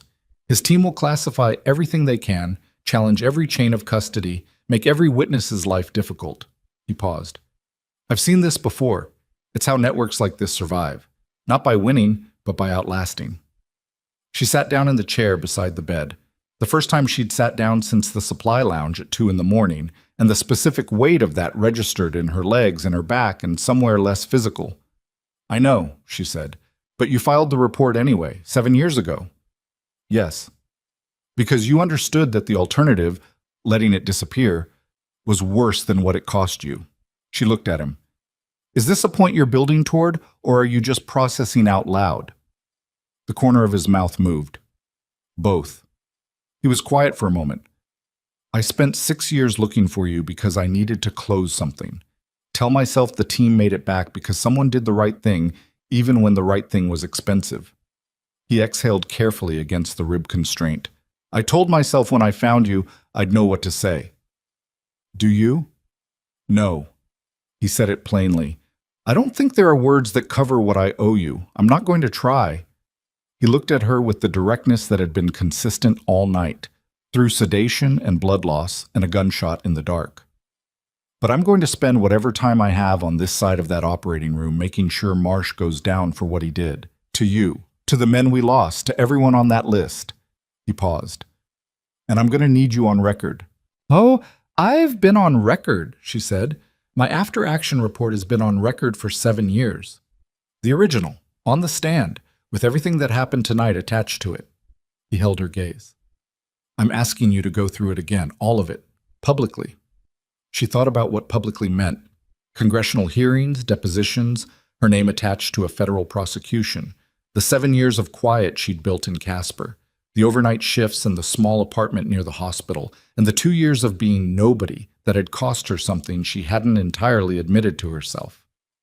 Yes, she said. He exhaled. I was going to say yes regardless of what you said, she added. I was just letting you finish. He looked at her for a moment and then made a sound that was improbably almost a laugh, which was immediately interrupted by his ribs reminding him what laughing cost right now. And she watched him manage that with his eyes closed and his jaw set and something that was not a smile but was adjacent to one. Her pager went off. She looked at it. Reyes. Tisham. The Colorado State Patrol had found the transport at 8:14 a.m., pulled off the shoulder of northbound I-25 near the Owl Canyon Road exit, with its hazard lights running and both federal agents inside unharmed and very, very angry. The vehicle had been forced to stop by a tire failure, not a blowout, which would be mechanical, but a sidewall puncture consistent with a spike strip deployment, which was something else entirely. Ostroff was gone. He had been removed from the transport sometime in the 11 minutes between the tire failure and the patrol's arrival, which meant the extraction had been planned with a level of logistical precision that required advanced knowledge of the route, the timing, and the specific transport vehicle, information that lived inside the federal assignment system and had been accessed by someone with the credentials to do it.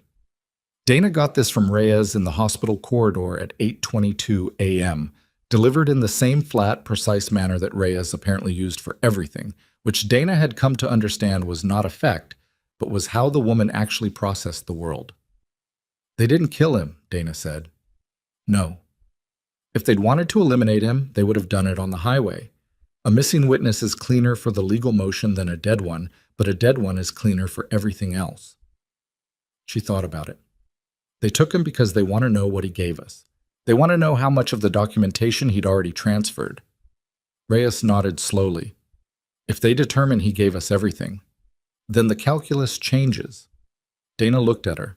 How long before your DC contact can get a location trace on Ostroff's federal issue phone?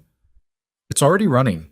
The phone went dark at 8:09, which is consistent with the stop time, but there's a 12-minute window before it went dark where it was still pinging towers. Reyes paused. We have a directional trace that puts it moving northwest of the stop location, rural Larimer County. That's something. It's a starting point. Reyes looked at her. I need to ask you something.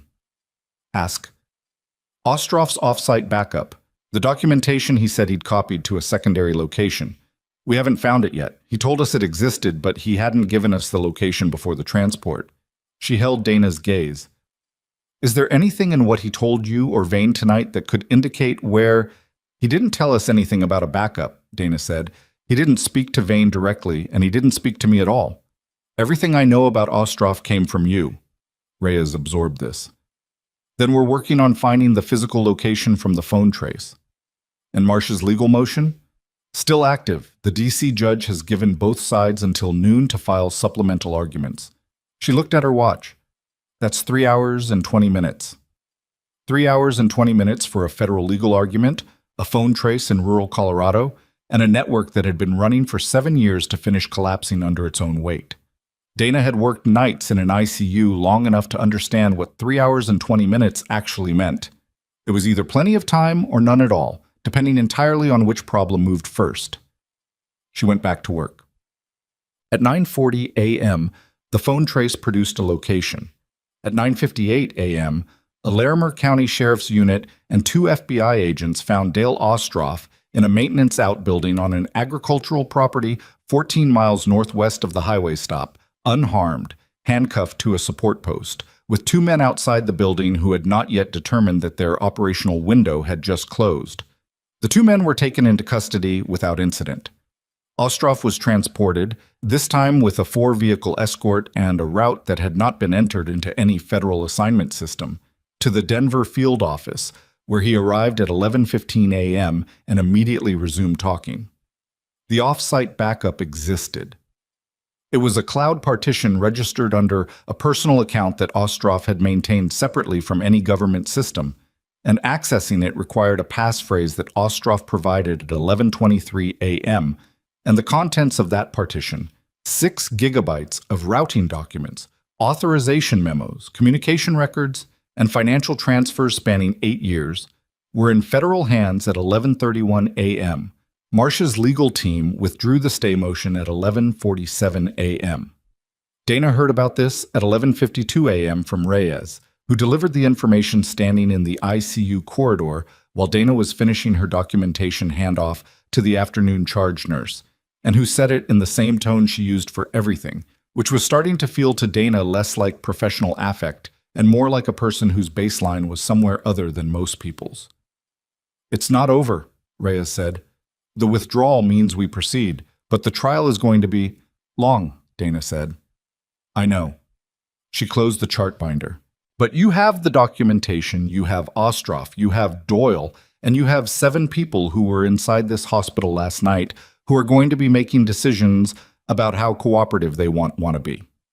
She handed the binder to Torres, who took it and immediately started reviewing it, which was exactly what Torres always did. "It's going to be long, and it's going to be unpleasant, and Marsh's people are going to make every part of it as difficult as they can." She looked at Reyes. "But it moves forward." "Yes," Reyes said, "it moves forward." Dana pulled off her gloves. She looked down the corridor, the ICU corridor that she had walked 1,000 times in 2 years, in every configuration of crisis and quiet and ordinary clinical attention. And she felt the shift of the night settling into something she didn't have a clean word for. Not closure. Closure was a thing people said about things that had ended, and this hadn't ended.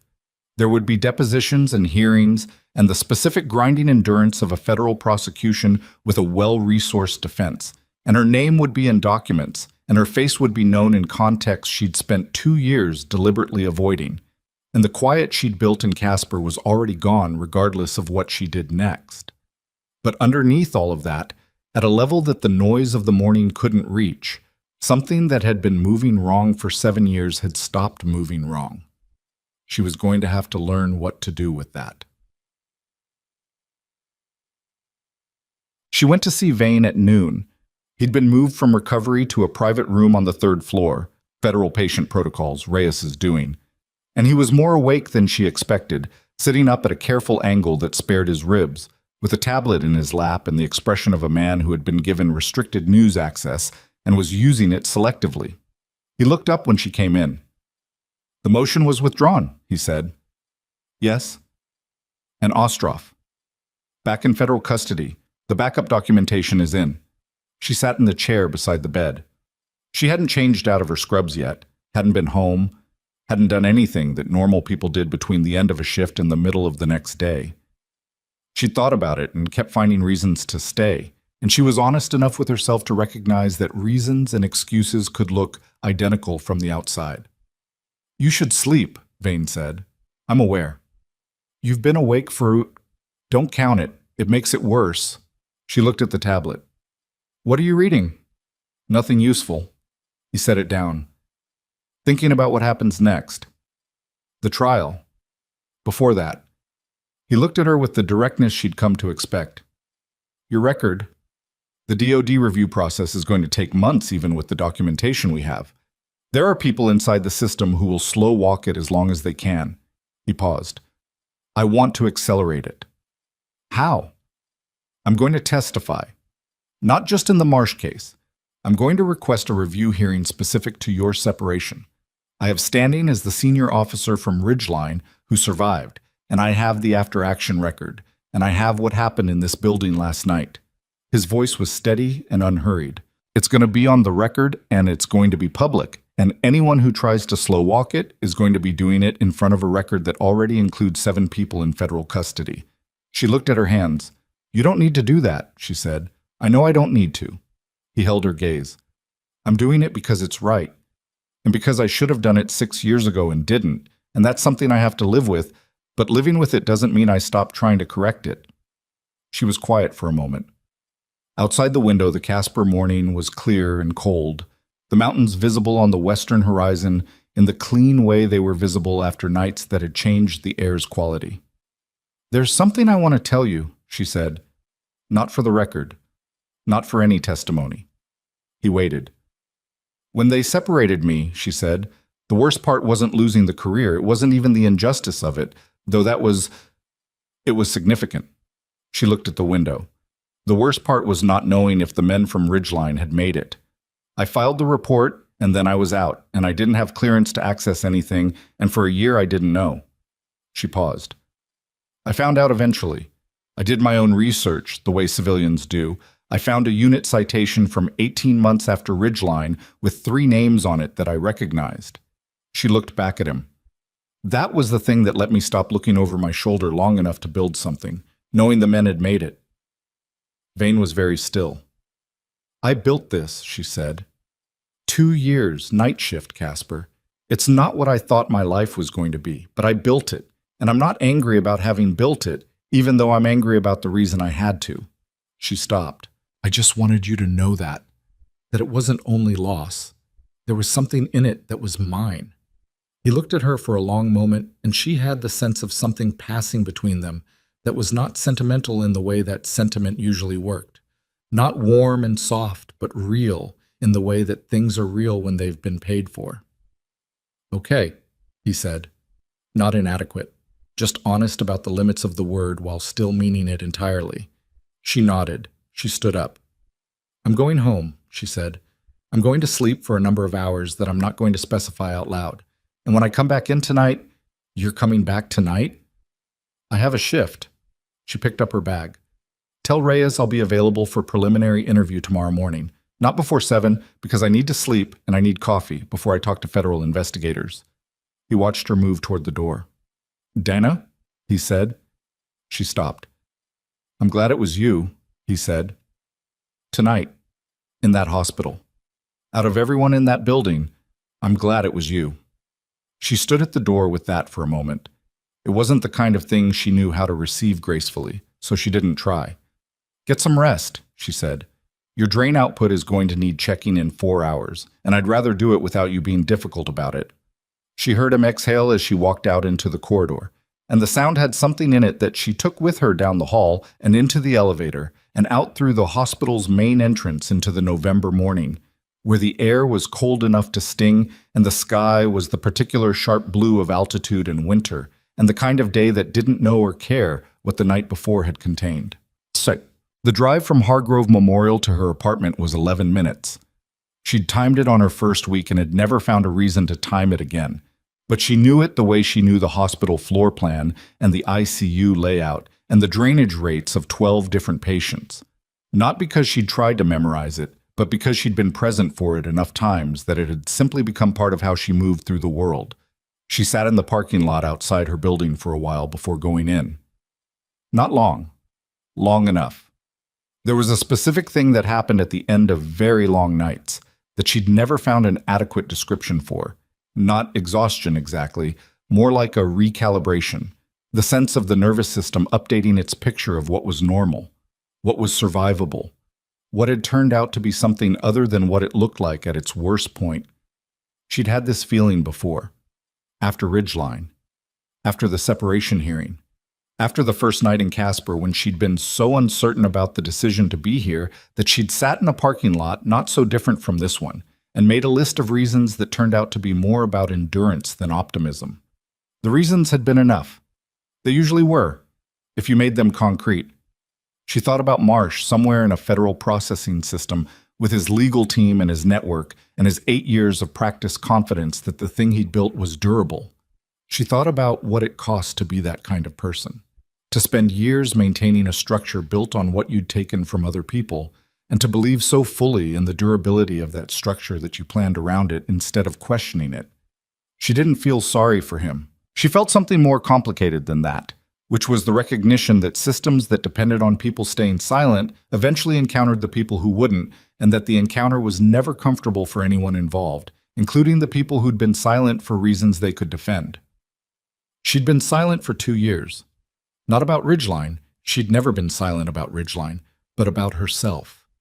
About who she was and what she'd been and what it had cost to be separated from it. She'd built quiet around herself the way you built any kind of shelter, practically from available materials, without much consideration for whether it was permanent. It wasn't permanent. She'd known that on some level. People who build temporary shelters and call them permanent usually know, somewhere, that they're lying. She went inside. She made coffee. She sat at the kitchen table and drank it while it was still hot, which was a small specific pleasure she allowed herself on the rare occasion she was home before noon. Outside the window, the city was doing its daytime things: traffic, voices, the garbage truck on its Tuesday route, and the normalcy of it was almost aggressive after the night, almost insulting in its indifference. She didn't find it insulting. She found it, if she was honest, something close to steadying. The world didn't pause for the things that happened inside it. That was not a failure of the world. 3 weeks later, in a federal courthouse in Cheyenne, the preliminary hearing in the case against General Clifton Marsh, retired, and his 14 named co-conspirators began with a courtroom that was full in a way that federal courtrooms rarely were in Wyoming. The gallery held attorneys and their aides, federal observers. 2 JAG officers who had come from D.C. for reasons that weren't publicly specified, 3 journalists who had received partial briefings under press protocols, and in the second row, next to an agent from Reyes's team, a compact woman in civilian clothes with her blonde hair down for the first time in longer than she could recall, which was not a statement, just a choice. The charges were read in the flat, careful language of federal indictment: conspiracy to commit murder, obstruction of justice, falsification of military records, unauthorized use of classified operational resources, witness tampering, and for Marsh specifically, conduct unbefitting an officer under the Uniform Code of Military Justice, referred to the civilian court under a provision that the JAG officers had worked out in the preceding 3 weeks with an efficiency that suggested it had been long in preparation. Marsh sat at the defense table with his attorneys and did not look at the gallery. He was 61, silver-haired, with the posture of a man who had inhabited authority for so long that he wore it even when it was actively being dismantled. His lead attorney entered a not guilty plea in a voice calibrated to convey confidence, which was the attorney's job and which fooled no one in the room who had read the discovery filings. Dana sat in the second row and listened to the charges and felt none of the things she'd expected to feel. Not satisfaction, exactly. Not the clean release of something resolved. More like the feeling of watching a weight that had been balanced wrong finally fall in the direction gravity had always intended. Not dramatic, not redemptive, just the inevitable conclusion of physics. Colonel Vane sat beside her with a cane he was using and resenting in roughly equal measure, dressed in civilian clothes because the Army's formal involvement in the proceeding was through the JAG officers and not through him personally, though his presence in the courtroom was not unnoticed, and he sat with the stillness of a man who had learned when his presence was the statement and when his words were. Reyes was in the row behind them. When the judge called for the preliminary testimony schedule, the first name on the witness list was Dale Ostroff, who had entered into a cooperation agreement that his attorney had described in the pretrial filings as comprehensive, which was legal language for the kind of complete and unreserved account that came from a person who had decided that the only direction left was forward. The second name was Colonel Marcus Vane.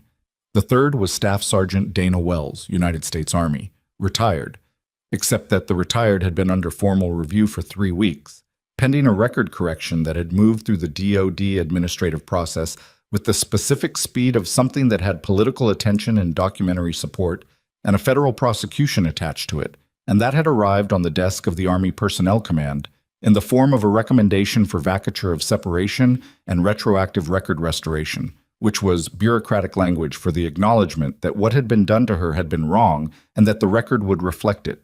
The paperwork wasn't complete yet. These things took time. Dana understood that better than she would have liked. But the name on the witness list said Staff Sergeant, and the attorney who had submitted her witness information had written her rank as a statement of record, and no one had corrected it because there was nothing to correct. After the hearing, on the courthouse steps in the November wind, Vane stood beside her with his cane and looked at the street where the journalists were filing out, and the attorneys were having rapid conversations over phones, and after a moment he said, "How do you feel?" She considered the question seriously, because it deserved that. "Like it's the beginning of a long process," she said. "And like that's okay." He nodded. "It is. What about you?" He was quiet for a moment. "Like I've been carrying something for a long time, and I've set it down somewhere I can find it again. Somewhere that isn't just—" He stopped. "Somewhere real." She understood that. She understood it in the specific way you understood things that had cost you and that you'd worked to understand rather than being given the understanding from the outside.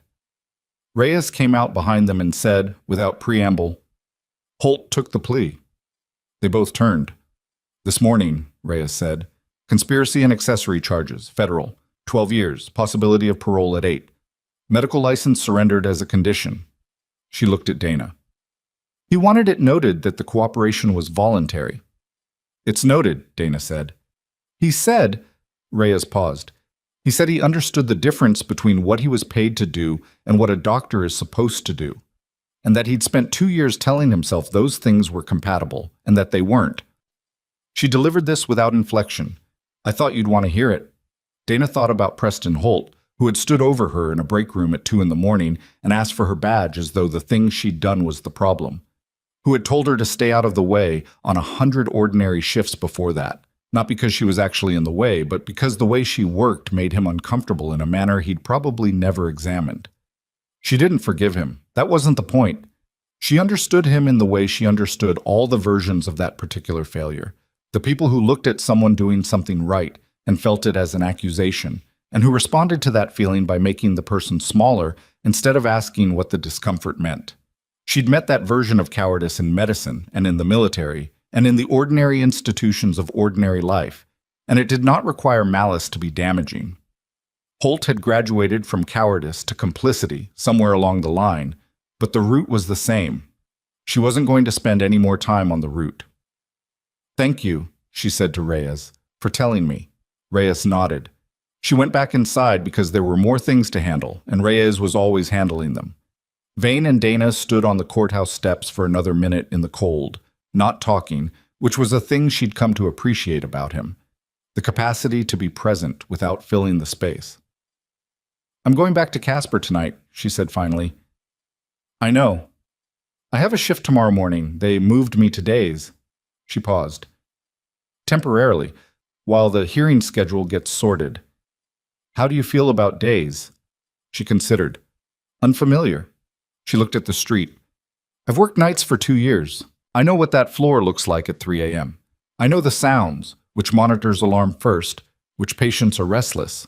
She stopped. "Days are going to be different. Probably good different. Probably." She picked up her bag. "Don't skip your physical therapy, I'll know. You'll know because you'll ask Marlowe. I'll know because I'll ask Marlowe." She started down the steps. "Vane." He looked at her. "Thank you," she said, "for looking." He held her gaze for a moment. "Thank you for being findable," he said, "even when you weren't trying to be." She walked to her car in the November wind, and she drove the 2 hours back to Casper with the mountains on one side and the open ground on the other. And she thought about what it meant to have been findable, not as a passive thing, not as luck, but as the inevitable consequence of doing the work with enough integrity that the work eventually spoke for itself. She had not been quiet for 7 years because she was afraid. She'd been quiet because the loudness had been taken from her, and she'd needed to build a different kind of presence. The nurses who worked alongside her, the patients who recovered because she paid attention, the ICU floor that ran better at night than it had any reason to because someone with a different kind of training had quietly made it better. Nobody had seen it, and then the right person had walked through the door, and everything that had seemed invisible had turned out to be completely visible, just waiting for the light to find it. She pulled into her parking lot at 5:15 in the evening when the sky was going red over the mountains and the air had the bite of real winter coming, and she sat for a moment before going in. She thought about the people still in that courtroom, sorting through the paperwork of what a network's collapse actually looked like in practice. The filings and the testimonies and the motions and the long, unglamorous accounting of damage done and damage to be repaid. She thought about Ostroff and his cooperation agreement, and Doyle, who'd kept his own records for 18 months, and the two agents on that highway who'd sat in a disabled transport, furious and helpless, and who had done everything right and still needed a Colorado State Patrol unit to find them. She thought about Roberta Gaines, who had sent her a text that morning that said simply, "Come back safe." And about Torres, who made coffee without being asked. And about Marlowe, who had taken 45 seconds of clinical handoff and turned it into a procedure that had held. The world was full of people doing their jobs right in conditions that didn't reward it. She had been one of them for 2 years, and she would continue to be one of them. And the difference now was not that the world would notice, the world mostly didn't notice, but that the record would reflect what had actually happened. That was enough. It was not everything. It didn't give back the years or the rank or the specific shape the life would have had if no one had made the decision to narrow an extraction window and then spend 7 years managing the consequences of that decision. It didn't undo the cost. But it was real, and it was documented, and it moved forward, and Dana Wells had learned, not easily, not without damage, but genuinely, that moving forward was not the same as leaving things behind. It was carrying them differently, knowing their weight. Knowing you'd carried it when it was heavier and that you were still standing, which was not a small thing, even when it looked small from the outside. She got out of the car, she went inside, she made dinner and ate it at the kitchen table, and she set her alarm for 5 in the morning because day shift started at 6 and the hospital would be different in that light, and she had a lot to learn about what it looked like. She was ready to learn it.